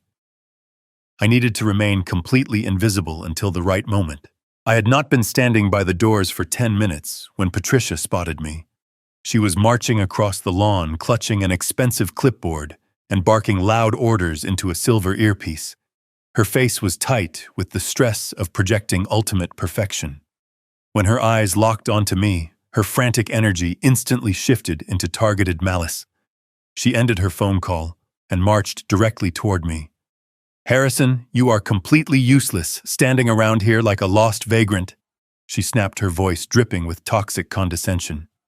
The main delivery truck just arrived at the back gate with the bulk ice for the outdoor reception bars. The catering company is trying to charge us an extra $200 just to unload it. We absolutely cannot afford to waste extra money on basic labor when we are already paying a fortune for this very luxurious venue. Go to the loading dock right now and unload those 50 bags of ice. Try to make yourself somewhat useful for once in your miserable life." I looked at her angry face. A man who controls global shipping routes does not unload delivery trucks to save $200. A man building an inescapable trap plays his assigned role flawlessly. I did not argue. I did not defend my dignity. I lowered my head, offered a submissive nod, and walked toward the gravel loading dock at the rear of the estate. I needed Patricia and Trent to feel completely safe, entirely convinced that their cruel dominance over me was absolute. The refrigerated delivery truck was idling loudly near the back gates. The rear doors were thrown wide open, revealing massive pallets stacked high with bags of commercial ice. Each bag weighed 40 pounds. I rolled up the sleeves of my cheap suit jacket, exposing my weathered forearms. I reached into the freezing truck bed, grabbed the first bag, and hoisted it onto my right shoulder. The cold soaked through the thin fabric of my suit, sending a chill into my bones. I turned and began the grueling walk across the vast property toward the main reception tents. My 70-year muscles strained under the shifting weight. I focused on my breathing, falling into the steady rhythm of physical labor I had learned decades ago on the freezing shipping docks of New York Harbor. As I carried the fourth bag of ice across the courtyard, a loud burst of arrogant laughter echoed from the stone patio above me. Trent Caldwell had emerged from the main house surrounded by a tight group of 5 groomsmen. They were dressed in matching custom-tailored suits holding crystal glasses filled with expensive morning mimosas. They looked down at me from their elevated balcony, like ancient kings observing a lowly peasant. Trent pointed a manicured finger directly at me, a cruel mocking smile stretching across his freshly shaved face. "Look at this pathetic display, boys," Trent called out, making sure his voice was loud enough for me to hear. He leaned over the ornate stone railing, shaking his head in theatrical pity. "I told you we had our very own personal pack mule for the weekend." The groomsmen erupted into vicious laughter. One of them, a tall man with slicked-back hair, raised his glass in a mocking toast. "Keep moving, old man," he shouted down at me. "That expensive champagne is not going to chill itself. You better hurry up before you break a hip." I did not break my stride. I did not look up at the balcony. I kept my head bowed, playing the role of the broken, defeated father to absolute perfection. I let the freezing water drip down my neck and soak my collar. I hauled the 5th bag, then the 10th, then the 20th. My shoulders ached, and my calloused hands grew numb from the biting frost. The physical pain was intense, but it was absolutely nothing compared to the sharp, blazing focus burning deep inside my mind. Every time those arrogant boys laughed, every time Trent shouted another degrading insult from his comfortable perch, I felt a distinct, silent vibration deep inside the pocket of my trousers. My encrypted satellite phone was continuously buzzing against my leg. Vincent was sending me automated real-time tactical updates from the Cole Enterprises war room. Each silent vibration was a massive lethal strike against Trent's fake empire. Buzz. Our dummy corporations had formally filed the absolute transfer of his $4 million criminal debt. Buzz. The underground syndicate had officially cleared the offshore payment, fully washing their hands of Trent Caldwell forever. Buzz. Our aggressive legal team had successfully frozen all 3 of his primary bank accounts using the newly acquired leverage. Buzz. We had successfully flagged his fraudulent hedge fund operations to the Federal Financial Regulatory Commission. The trap was not just closing, it was snapping shut with bone-crushing, inescapable force. I hoisted the 30th bag of ice onto my aching shoulder. I walked past the rose gardens, listening to the groomsmen continue their relentless mockery. They had no idea they were insulting the apex predator who now owned every single breath Trent took. I carried the 40th bag. Patricia walked past me, offering a smug smirk as she saw the dark sweat stains forming on my old suit. I picked up the 50th and final bag of ice. As I lifted the massive weight, my phone buzzed one last time. It was a long, sustained vibration. The final confirmation. Vincent had secured the ultimate kill switch. I carried the last bag to the outdoor bar and dropped it heavily into the stainless steel cooler. I stood up straight, stretching my stiff back. The labor was finished. The humiliating performance was entirely over. I rolled my damp sleeves down and buttoned my cheap jacket. The sun was fully up now, shining brightly over the massive estate. The wedding ceremony was less than 3 hours away. I looked up toward the stone balcony. Trent was still there, smiling arrogantly, completely oblivious to the fact that he was already a dead man walking. I turned and walked toward the guest seating area, absolutely ready to watch the entire world burn.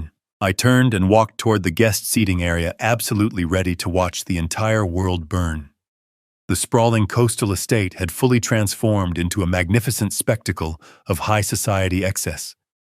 Massive floral arches made of pristine white roses and imported orchids framed the central aisle.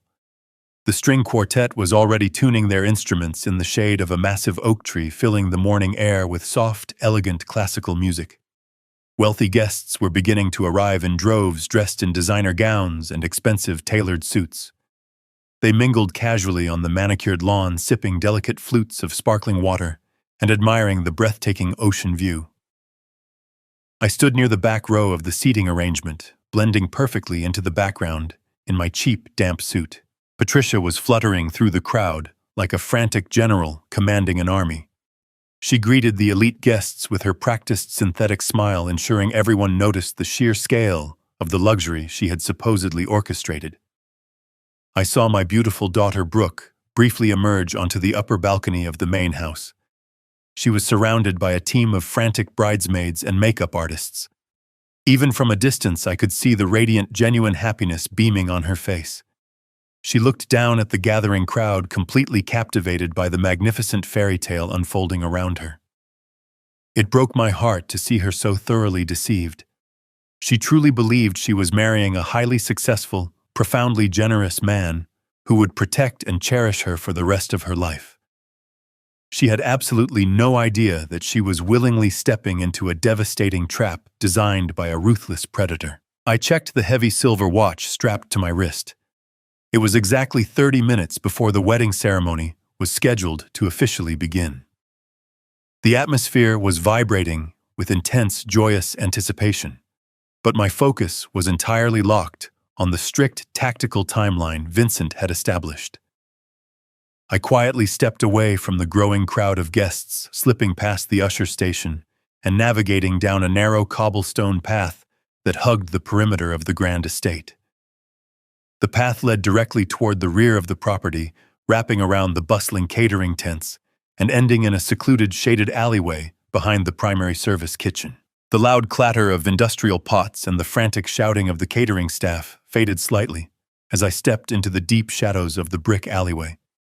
It was a dark, quiet staging area hidden from the glittering perfection of the wedding venue. I stood completely still, waiting in the damp coastal air. Exactly 1 minute later, a sleek black sedan pulled silently up to the edge of the service gate. A man stepped out of the vehicle. He did not look like a typical delivery driver. He was dressed in a sharp, dark suit, wearing dark sunglasses and an earpiece. He moved with the highly efficient, calculated precision of a professional corporate security operative. He spotted me standing in the shadows and walked directly toward me without a single moment of hesitation. He stopped exactly 3 feet away and reached inside his tailored jacket. He did not say a word to me. He simply extended his hand, holding out a thick, heavy black leather folder. The smooth leather was stamped with a small, discreet silver crest belonging to Cole Enterprises. I reached out and took the folder from his firm grip. The operative gave me a single, respectful nod, turned on his heel, and walked briskly back to the waiting black sedan. The car reversed smoothly out of the service entrance and vanished down the coastal road, leaving me entirely alone in the quiet alleyway. I leaned my back against the cold brick wall of the service kitchen and took a slow, deep breath. I broke the wax seal holding the leather flap shut and opened the folder. The thick stack of documents inside represented the culmination of the aggressive nocturnal investigation. I expected to see the standard predatory loan agreements, the exorbitant interest rates, and the explicit threats of physical violence associated with the criminal underground. But as I flipped past the initial financial summaries and began reading the core contractual obligations, my blood instantly ran cold. The devastating reality of this deception was infinitely worse than I had ever imagined. Trent Caldwell had not merely borrowed $4 million to maintain his pathetic illusion of wealth. He had not simply signed his own name to a dangerous marker with a violent cartel. He had actively, maliciously committed high-level identity theft. I stared at the bold black ink printed across the central collateral agreement. There, in stark, undeniable print, was her full legal name. Right beneath it was her exact, highly confidential Social Security number, along with the highly sensitive routing details for her generational marital trust fund. Trent had meticulously forged her signature on the criminal syndicate primary collateral documents. He had deliberately used my innocent daughter as the sole financial guarantor for his massive illegal debt. If Trent defaulted on the $4 million payment, the violent syndicate was not going to break his legs. They were legally and forcefully authorized by those forged documents to completely drain that entire trust fund. He had essentially offered her up as a sacrificial lamb to save his own skin. The sheer sociopathic cruelty of his calculated plan was staggering. He had spent the last 2 years showering her with fake affection, buying fake diamonds, and renting expensive cars solely to gain enough access to her private financial records to execute this massive, devastating theft. A cold, absolute fury settled deep into my bones. The time for observation was completely over. I pulled my encrypted satellite phone from my pocket and dialed the private number. He answered immediately. "Vincent," I said, my voice dropping to a dangerously quiet, hollow register. "I have the black folder. I have seen the collateral agreement. He forged her signature.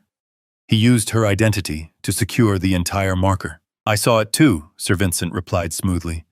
"The level of blatant fraud is truly exceptional. We have the complete digital trail proving he accessed her private financial files exactly 3 days before securing the illegal loan. The trap is perfectly sealed. Finalize the purchase immediately." I ordered, my eyes scanning the bustling courtyard just beyond the alley. "Transfer the absolute maximum amount of offshore funds right now. I do not care what it costs. Buy the debt. Execute the transfer. I want complete, unquestionable ownership of this entire situation." "The funds are transferring as we speak," Sir Vincent confirmed. "The cartel has officially released all claims. You are now the sole exclusive owner of all debt from Trent Caldwell, his fraudulent contracts, and his entire future. He is officially your property." I ended the call and placed the phone into my pocket. The heavy folder felt like a loaded weapon in my hands. The elaborate, deceitful game Trent had played was finally coming to a violent end. I stepped out of the dark alleyway and walked back toward the bright sunlight. It was officially time to attend the beautiful wedding ceremony of Brooke. The magnificent coastal wedding ceremony was a flawless, meticulously rehearsed theatrical performance. I sat silently in the very last row of the pristine white folding chairs, watching as my beautiful daughter pledged her eternal life to a man who was actively planning to completely destroy her. Brooke looked breathtaking in her custom gown, her face glowing with genuine joy as she recited her heartfelt vows. Trent played the role of the devoted, deeply emotional billionaire groom to absolute perfection. He held her hands gently, wiping away a single manufactured tear from his cheek, as he promised to protect her and provide for her forever. The wealthy guests seated in the front rows sighed and murmured in absolute admiration, completely captivated by the beautiful romantic spectacle. I did not shed a single tear. I just sat quietly in the back, feeling the heavy black leather folder resting securely against my chest. After the ceremony concluded, the guests seamlessly transitioned into the climate-controlled outdoor reception tents. The level of sheer luxury was staggering. Towering crystal chandeliers hung from the draped fabric ceilings, casting a warm, golden glow over the perfectly arranged dining tables. Waiters in white tuxedos circulated endlessly, carrying silver trays loaded with premium champagne and exotic food. I found my assigned seat at a small, dimly lit table tucked away in the furthest back corner of the grand tent, positioned right next to the swinging doors of the service kitchen. Patricia had explicitly placed me there to ensure I remained entirely invisible to her wealthy friends. It was the perfect vantage point for me to quietly observe the impending disaster. As the opulent evening progressed, Trent began to visibly unravel under the intoxicating weight of his own perceived success. He drank glass after glass of the most expensive vintage champagne available, deeply convinced that his fraudulent financial schemes were now entirely secure. He paraded around the dance floor with his groomsmen, slapping their backs and shouting boastful jokes. He firmly believed he had won the ultimate prize. He believed he had successfully secured the $4 million he desperately needed to pay off the violent criminal syndicate, while locking down a beautiful wife and gaining unrestricted legal access to her massive generational wealth. He felt completely untouchable. The dinner service eventually concluded, and the clinking of silver spoons against crystal glasses signaled the beginning of the wedding toasts. Trent enthusiastically grabbed the wireless microphone from the band leader and confidently strode to the absolute center of the polished marble dance floor. He began his groom speech with a series of smooth pleasantries, charming the crowd with highly rehearsed anecdotes and fake humility. He thanked Patricia profusely for her exceptional taste and endless support, completely ignoring the fact that his existence was currently funded by stolen money. He turned to Brooke, delivering a sickeningly sweet monologue about how she had entirely captured his heart. The crowd applauded warmly, but Trent was not satisfied with simple applause. He was drunk on expensive liquor and completely consumed by his own toxic ego. He needed to assert total, unquestionable dominance. As the clapping slowly faded, his calculating eyes began to scan the sea of faces in the crowded reception tent. I knew exactly who he was looking for. His gaze swept over the brightly lit tables near the front and pierced through the shadows, landing directly on me sitting in the back corner. The charming, handsome smile instantly vanished from his face, replaced by a cruel, deeply malicious sneer. The heavy microphone crackled slightly in his hand. He had decided that his perfect evening would not be completely fulfilling unless he publicly humiliated the man he viewed as absolute garbage. Trent turned his back and signaled for the catering staff to bring out the wedding cake. A towering 6-tier masterpiece covered in gold leaf and delicate sugar flowers was carefully rolled onto the dance floor. The guests murmured in appreciation. Trent took the large, ornate silver cake knife from the table. He did not ask Brooke to join him for the traditional cake-cutting ceremony. Instead, he aggressively sliced an oversized chunk of the rich vanilla cake and scooped it forcefully onto a small porcelain plate. He handed the silver knife back to a startled waiter. Holding the plate with the massive slice of cake in his right hand, Trent grasped the wireless microphone tightly in his left. He stepped away from the cake table and began to walk purposefully across the long, crowded ballroom, heading toward my dark corner. The entire reception tent grew incredibly quiet. The wealthy guests exchanged confused, nervous glances as they watched the groom march aggressively past their tables. The heavy bass of his expensive leather shoes echoed slightly on the wooden floorboards.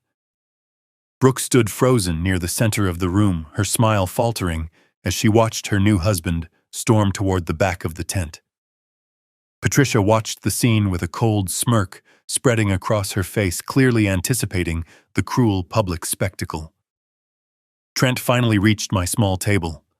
He stopped just inches away from me, his chest heaving slightly, his eyes burning with intense, toxic hatred. I did not stand up. I did not break eye contact. I remained seated in my cheap suit, my hands resting calmly on my lap, projecting an aura of total stillness. Trent raised the microphone to his lips, his voice echoing loudly through the massive speaker system for every single guest to hear.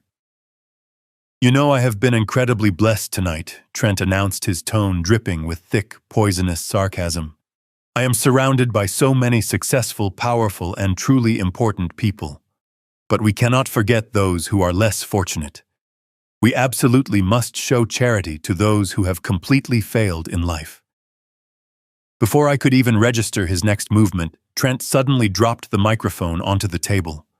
He grabbed the massive slice of frosting-covered wedding cake with his bare hand, lunged forward with aggressive force, and shoved it directly into my face. The heavy, sticky mass of vanilla cake and thick buttercream frosting smashed hard against my nose and cheeks, instantly blinding me and sliding messily down the front of my cheap, dated suit jacket. "Try some dessert, beggar," Trent shouted aggressively, his voice raw with vicious, unhinged superiority. "Let us not have people saying I let my pathetic father-in-law starve at my own wedding." The brutal, humiliating action sent a massive shockwave of pure energy through the reception tent. For one brief, terrifying second, the massive room was completely dead silent. Then Trent's rowdy group of groomsmen erupted into loud, cruel, echoing laughter. Their vicious amusement quickly spread. Patricia stood near the front, her smirk widening into absolute satisfaction. My daughter stayed completely silent, looking absolutely terrified, holding her hands tightly over her mouth in pure shock. I remained perfectly still, slowly wiping the heavy frosting from my eyes. The cold cream dripped onto the collar of my worn shirt, ruining the cheap fabric. I did not flinch, and I did not wipe it away. I stared directly into his arrogant eyes, completely silent, absolutely ready to finally unleash my power. The heavy cake slid down my cheek, landing with a soft thud on the pristine white tablecloth. The sticky sugar clung to my eyelashes and weighed down the collar of my cheap suit. I did not raise a hand to wipe it away. I just sat there, projecting a terrifying stillness that seemed to suck the oxygen out of the massive tent. Trent stood above me, his chest puffed out like a victorious conqueror, completely intoxicated by the sound of his groomsmen laughing at my expense. He held his arms out wide to his wealthy audience, soaking in the cruel adulation. Patricia leaned against a nearby table, her eyes glittering with malicious joy as she watched the poor mechanic finally put in his rightful place. My daughter remained frozen on the dance floor. Brooke looked as though the ground had suddenly given way beneath her feet. She was paralyzed by the sudden vicious cruelty displayed by the man she was supposed to marry in less than 24 hours. She opened her mouth to speak, but no words came out. Trent turned his back to me, raising his hands to command another round of applause for his pathetic ego trip. That was when the heavy booming sound of a chair, violently scraping against the marble floor, echoed through the silent room. The sharp noise cut through the fading laughter like a gunshot. From a highly exclusive VIP table situated near the front of the stage, a massive figure suddenly stood up. It was Richard Belmont. Richard was a legitimate, ruthless billionaire real estate mogul. He was one of the most powerful and influential developers on the entire eastern seaboard. Trent had clearly invited him to the wedding as a shiny prop, a desperate attempt to legitimize his own fake status by associating with actual titans of industry.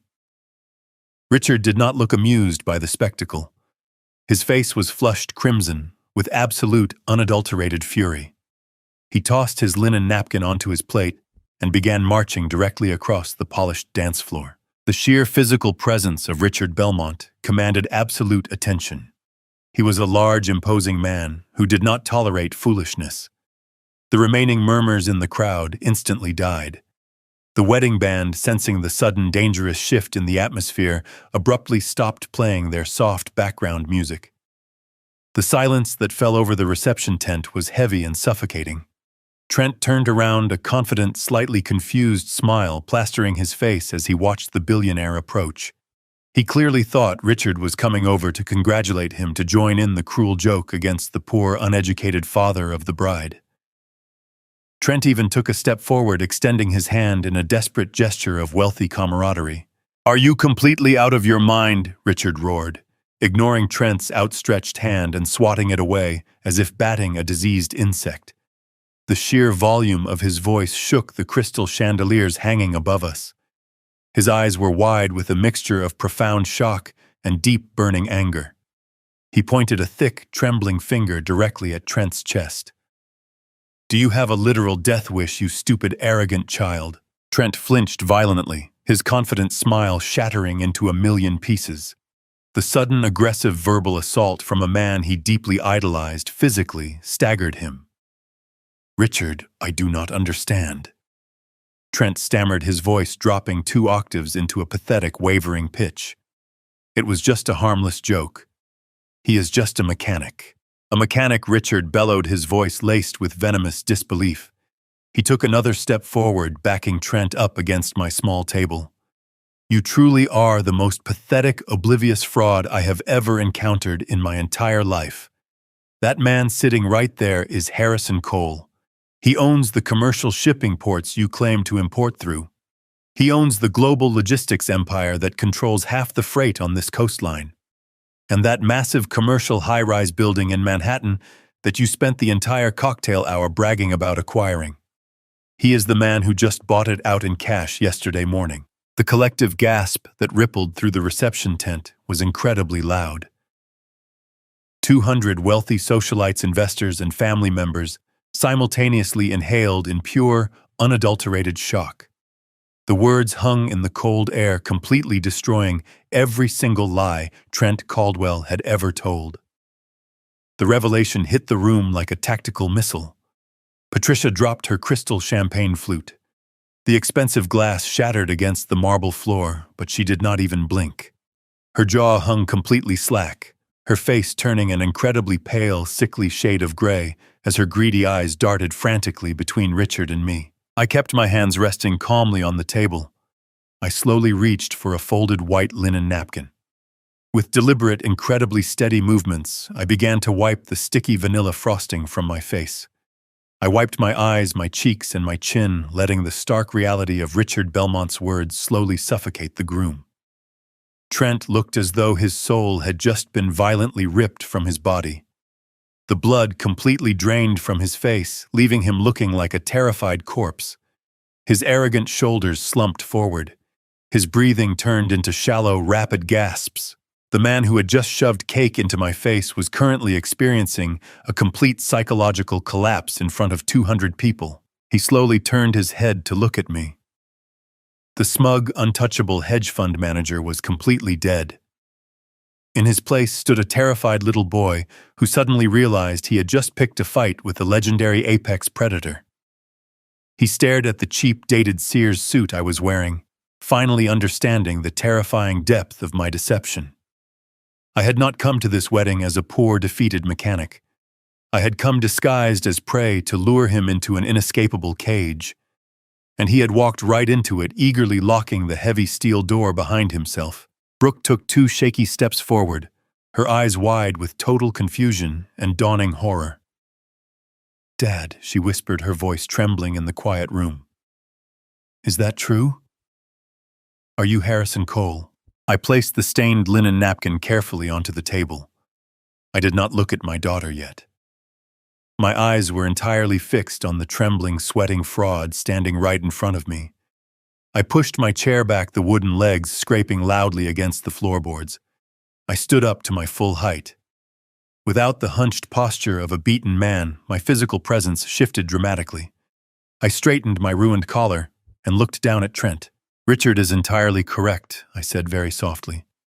The undeniable absolute power in my steady voice made the heavy silence in the room deepen significantly. Trent stumbled backward, his weak knees practically buckling under the tremendous crushing weight of his colossal self-inflicted failure. He opened his mouth to formulate another pathetic lie, but he had absolutely nowhere left to safely run or hide. The grand, extremely expensive illusion was finally completely shattered. I stepped gracefully away from the small table, leaving the ruined cake behind, entirely prepared to strike the final blow. I maintained my unbroken gaze, letting the heavy silence of the grand reception tent amplify the absolute terror radiating from Trent Caldwell. He had expected me to cower, to retreat into the shadows with frosting dripping from my collar. Instead, I reached for a fresh linen napkin resting on the edge of the table. With slow, methodical, and profoundly steady movements, I wiped the remaining sticky vanilla cake from my face. I discarded the soiled napkin, tossing it onto the floor at his expensive leather shoes. The murmurs of the wealthy guests had completely died away. Richard Belmont stood a few feet away, his arms crossed, watching with grim satisfaction. Patricia looked as though she was about to faint, her manicured hands clutching the edge of a chair for physical support. I stepped forward, closing the distance between me and the man who thought he had conquered my family. The pathetic illusion of the clueless, uneducated mechanic evaporated entirely. I stood tall, my shoulders squared, radiating the cold, hardened authority of a man who commanded an international empire. Trent instinctively took a clumsy step backward, his chest heaving as he finally recognized the catastrophic mistake he had just made. I reached inside the breast pocket of my damp, ruined suit jacket. My fingers closed around the thick, heavy black leather folder that Vincent had delivered to me in the alleyway just hours earlier. I pulled it out slowly, letting the silver crest of Cole Enterprises catch the warm light of the crystal chandeliers. Trent stared at the folder, his eyes wide with a sickening realization. He knew exactly what kind of documents required that level of corporate security. Without breaking eye contact, I raised the leather folder and tossed it directly at his chest. The heavy binding struck him hard against his sternum. He fumbled to catch it, but his hands were shaking too violently. The folder hit the marble dance floor, bursting open upon impact. A massive stack of highly confidential legal documents, bank statements, and printed background checks scattered widely across the polished surface. The stark, undeniable evidence of his entire fraudulent existence lay spread out for the entire world to see. "Your highly exclusive elite hedge fund is an absolute phantom, Trent," I stated, my voice echoing clearly and firmly across the silent room. "There are no Manhattan acquisitions. There are no international corporate mergers. Your entire operation is nothing but a legally registered limited liability company with exactly zero assets, zero legitimate clients, and absolutely no trading history. You have been living off a fabricated portfolio, using counterfeit bank statements to charm desperate investors and foolish socialites who were too blinded by your rented suits to verify your actual net worth." The guests in the front rows began to whisper urgently among themselves. A few men who had likely invested their own money with him turned pale, immediately reaching for their phones. Trent opened his mouth desperately, trying to formulate a defense, but his throat was completely dry. He looked down at the scattered papers, realizing that every single lie he had carefully spun over the last 5 years was permanently documented right there on the floor. I turned my attention away from the trembling coward and looked directly at my daughter. Brooke was standing frozen on the edge of the dance floor, tears brimming in her beautiful eyes. Her hands were still clasped tightly over her mouth. "Brooke," I said, gently softening my voice to speak only to her, "I need you to take off that engagement ring right now, sweetheart." She lowered her trembling hands, looking down at the massive, sparkling stone on her finger. I continued, forcing the harsh reality into the open. "It is completely made of glass, Brooke. It is a worthless piece of polished cubic zirconia. 3 months ago, the exact same week he proposed to you, the man standing in front of you walked into a shady pawnbroker in the Diamond District. He took the priceless, flawless heirloom diamond that your late grandmother entrusted to him, and he ruthlessly ripped it out of its antique platinum setting. He pawned your family legacy for quick, desperate cash just to pay the venue deposit for this very wedding." Brooke let out a sharp, devastated gasp. She pulled the ring from her finger as if the metal had suddenly burned her skin. She stared at the fake stone, the betrayal washing over her face in a wave of profound heartbreak. She looked up at Trent, silently begging him to deny it, begging him to tell her it was a misunderstanding. But Trent could not even look her in the eye. He stared at the floor, his jaw trembling silently, confirming every single word I had just spoken. Patricia let out a loud, theatrical wail, finally comprehending that her grand social climb was entirely funded by cheap glass and stolen family heirlooms. She collapsed into a nearby chair, burying her face in her hands. The entire room watched in absolute horror as the handsome, charming groom was systematically dismantled, exposed as nothing more than a pathetic, thieving parasite who had preyed upon the innocent trust of a young woman. I turned my focus back to Trent. It was time to deliver the final, crushing blow. I took a slow, deliberate step forward, invading his personal space, forcing him to look up at me. He was completely trapped, pinned between my towering presence and the gathered crowd of furious guests.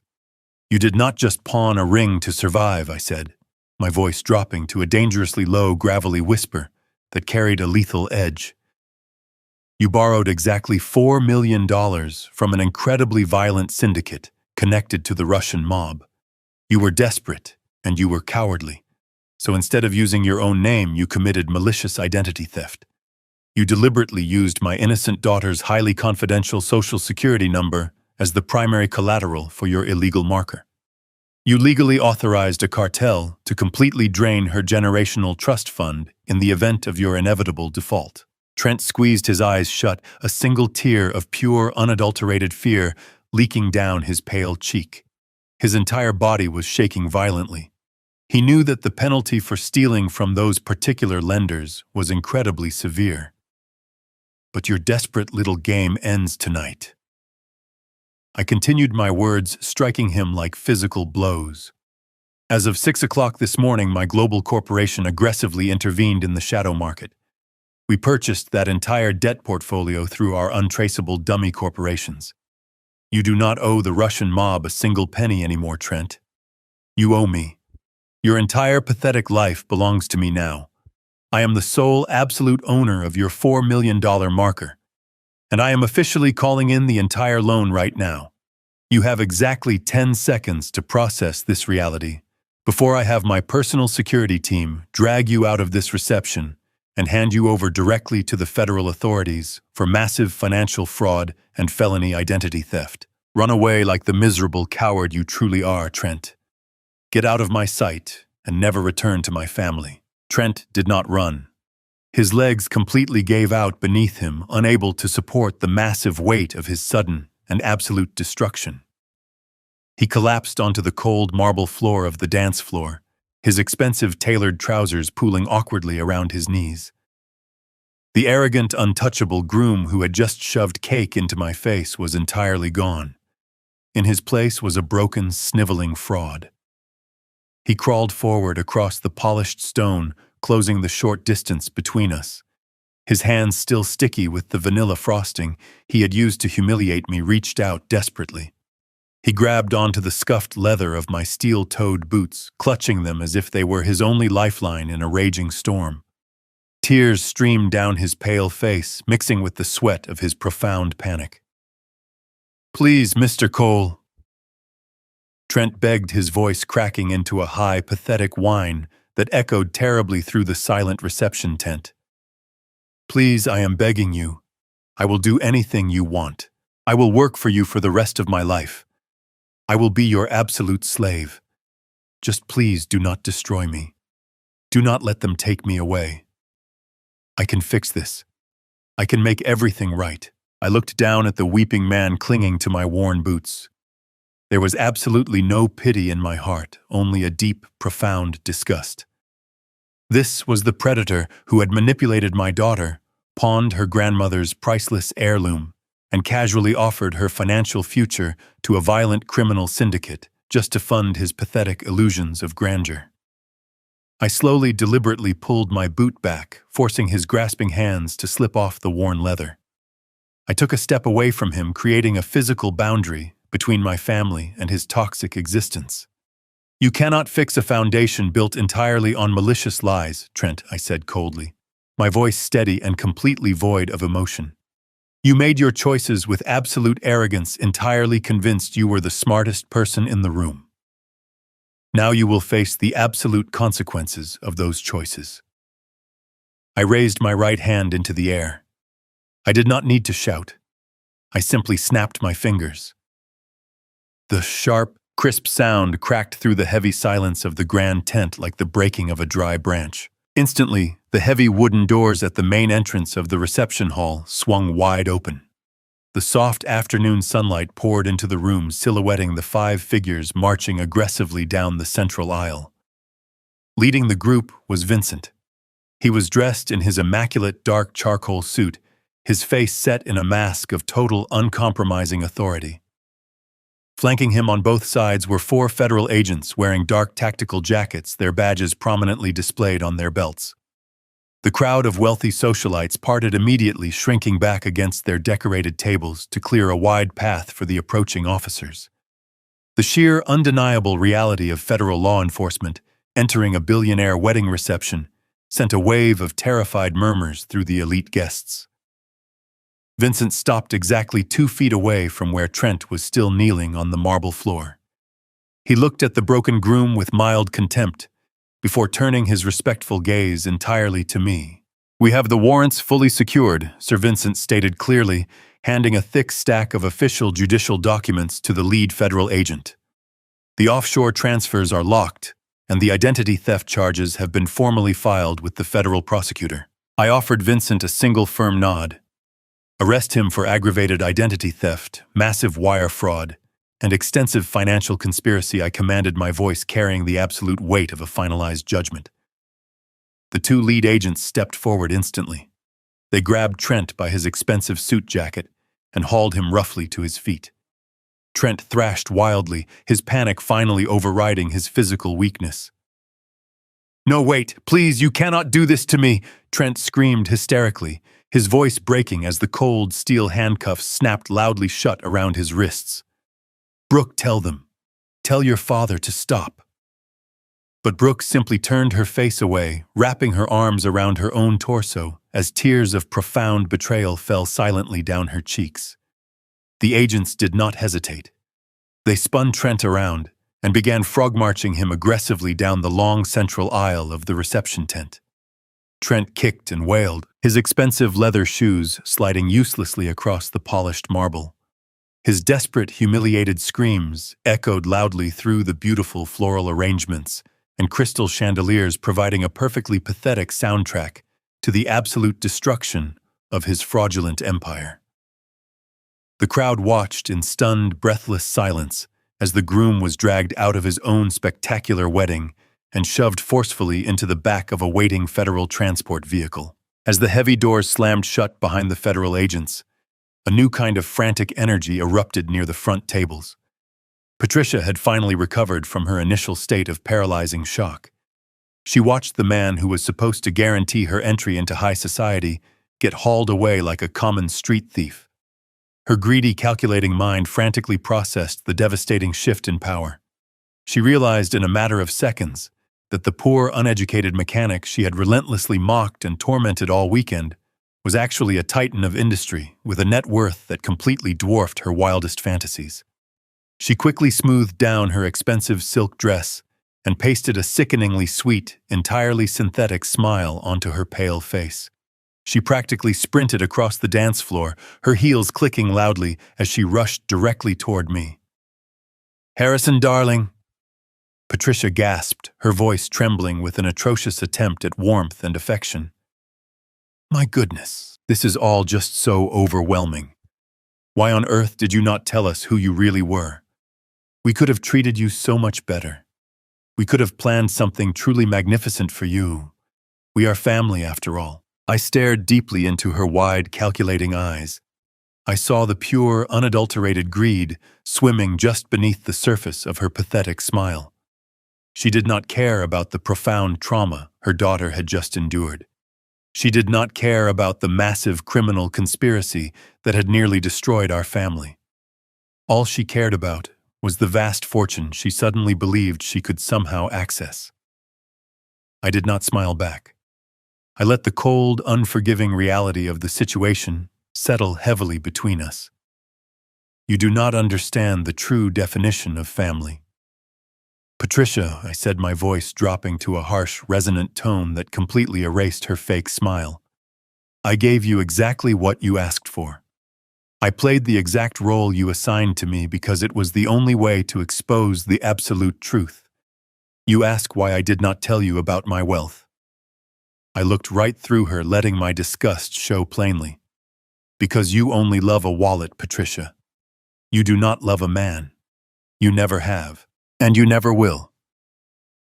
I turned away from her stunned, pale face, stepping past the ruined wedding cake, and walked across the dance floor to finally comfort my weeping daughter.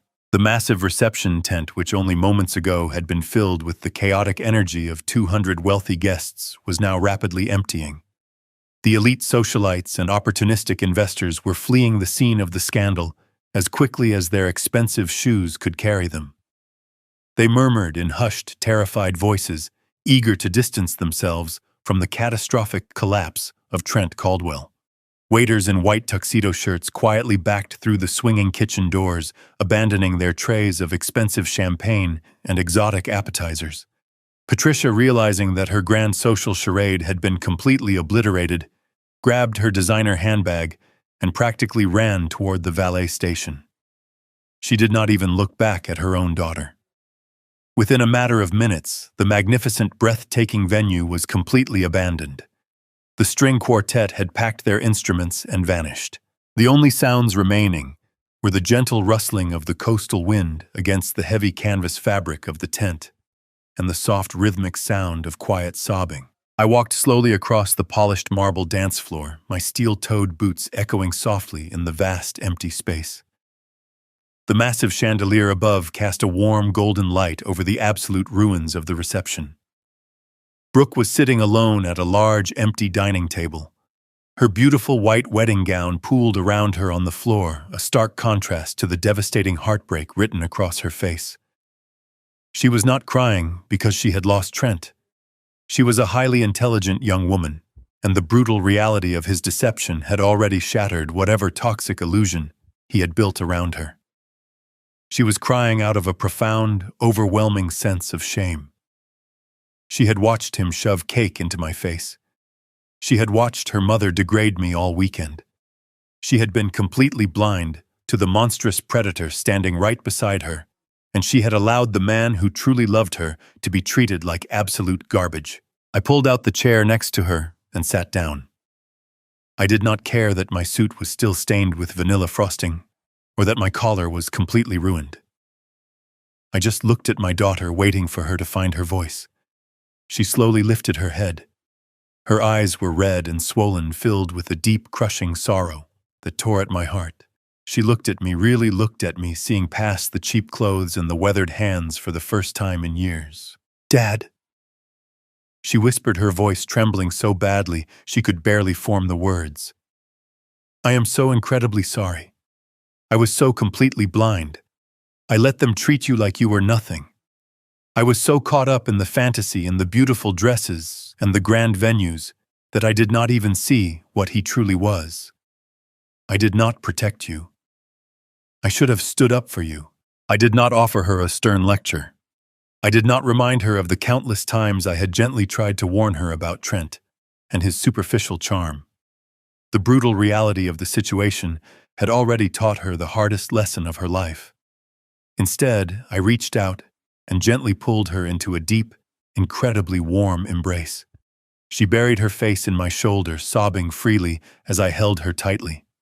I rested my chin against her hair, providing the solid, unwavering foundation she so desperately needed in that exact moment. "I never hid my money to hurt you, Brooke," I said softly, my voice calm and completely devoid of any anger or resentment. "I hid it because I wanted to protect you from men exactly like him. When people know you have massive wealth, they look at you differently. They stop seeing a beautiful, intelligent young woman, and they start seeing an open vault. They manufacture an entire personality just to gain access to your resources. I wanted you to build a life based on genuine connection, not financial exploitation. I wanted you to find someone who loved you for your heart, not for your generational trust fund. Trent was a predator, and predators are incredibly skilled at wearing the perfect camouflage. You were not stupid, sweetheart. You were just trusting. And he weaponized your beautiful, trusting nature against you." Brooke slowly pulled back from the embrace, wiping her tear-stained cheeks with the back of her hand. She looked down at the empty space on her ring finger, then reached into the small silk clutch resting on the table. She pulled out the massive, sparkling engagement ring that Trent had placed on her finger with so many empty promises. She stared at the polished glass stone, a look of profound disgust washing over her face. She reached out and placed the fake ring directly into the palm of my hand. "Take it," she whispered, her voice growing slightly stronger, filled with a new quiet resolve. "I do not ever want to look at it again." I closed my hand around the worthless piece of glass and slipped it into my pocket. I stood up and offered her my hand. "It is time to go home, Brooke," I said gently. "The illusion is completely over. It is time to step back into reality." She took my hand, lifting the heavy skirts of her custom designer gown, and stood up. Together we walked away from the empty tables, the shattered crystal glasses, and the ruined cake. We walked out of the grand fake palace that Trent had built with stolen money and forged signatures. The warm coastal sun was beginning to set, casting a brilliant orange and purple glow across the sky. The manicured lawns were entirely deserted. We walked past the empty valet station and headed directly toward the rear service parking lot. My old rusted pickup truck was sitting exactly where I had parked it earlier that morning. It looked completely out of place against the backdrop of the massive stone estate, but to me it looked absolutely perfect. I opened the heavy passenger side door. The hinges creaked loudly in the quiet evening air. Brooke climbed inside her expensive wedding dress, filling the worn, cracked vinyl seat. I closed her door securely, walked around the front of the rusted hood, and climbed into the driver's seat. I inserted the key into the ignition and turned it. The old, powerful V8 engine roared to life with a deep, vibrating rumble that shook the entire frame of the truck. In that quiet, deserted parking lot, the loud, unrefined mechanical roar sounded exactly like a triumphant victory cry. We pulled out of the service entrance and drove down the coastal highway, leaving the deceit, the fraud, and the shallow world of Patricia and Trent entirely behind us. The months that followed that explosive wedding day were a period of intense, necessary healing for my daughter. We spent a lot of time together simply sitting on the porch of my quiet home drinking coffee and rebuilding our relationship from the ground up. Without the toxic influence of Trent or the suffocating vanity of Patricia, Brooke finally began to rediscover her true self. She started working alongside me at Cole Enterprises, learning the actual mechanics of our global operations from the bottom up. She realized that true success was not found in rented sports cars or fake diamond rings. It was built through quiet dedication, unwavering integrity, and genuine hard work. She learned how to manage her trust fund responsibly, establishing strict legal boundaries to ensure she would never be vulnerable to another financial predator. As for Trent Caldwell, the federal justice system completely dismantled his entire existence. The evidence we provided was absolutely overwhelming. He faced multiple federal charges for massive wire fraud, aggravated identity theft, and criminal conspiracy. The violent syndicate he had attempted to borrow from was also heavily investigated, leading to a massive crackdown on their illegal lending operations. Trent was sentenced to 15 years in federal prison. There were no designer suits or expensive champagne in his new reality. He was finally forced to face the absolute undeniable consequences of his extreme arrogance. Patricia, humiliated by the entire public ordeal, quietly moved away to a different state, unable to face her former social circle after her complete financial and moral bankruptcy had been exposed to the world. If you are listening to this story right now, I want you to walk away with a profound, unshakable understanding of the world. Predators do not always look like monsters. Sometimes they wear custom-tailored suits, drive expensive cars, and say absolutely everything you want to hear. They prey on kindness. They manipulate trust. They use superficial charm to blind you to their true intentions. You must always protect your peace, your identity, and your resources. Never let anyone pressure you into rushing a commitment, and never ignore the quiet, persistent warnings of your own intuition. True value is not measured by the price tag on a venue or the size of a diamond. True value is measured by respect, honesty, and the willingness to stand by someone when the entire world falls apart. If you enjoyed this story and found value in the lessons we learned the hard way, please take a moment to interact with this video. Hit that like button right now to support this channel and help these important stories reach more people who might desperately need to hear them.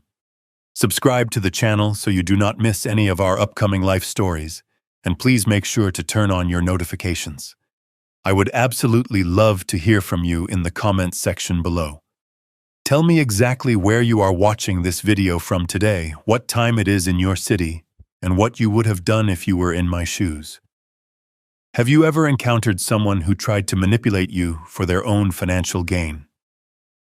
Sharing your experiences helps build a strong, supportive community where we can all learn and grow together. Your engagement means the absolute world to me. Thank you so sincerely for taking the time to listen, for offering your support, and for standing with me. Stay safe, trust your instincts, and I will see you in the next life story. With love and profound respect. The greatest deception in life isn't a fake smile or a rented sports car. It is the belief that wealth defines a person's worth. True power does not shout from the rooftops, nor does it demand a front row seat at the table. It sits quietly in the back, watching, calculating, and protecting those it loves. Never judge a man by the dirt on his boots or the age of his suit, for the quietest men often hold the keys to the kingdom. Respect everyone because arrogance will eventually dig a grave that your wallet cannot afford to fill. If this story showed you the true meaning of power and respect, hit that like button and subscribe right now. Leave a comment below telling me where you're watching from and if you've ever dealt with a fake, arrogant person. I read every comment. See you next time.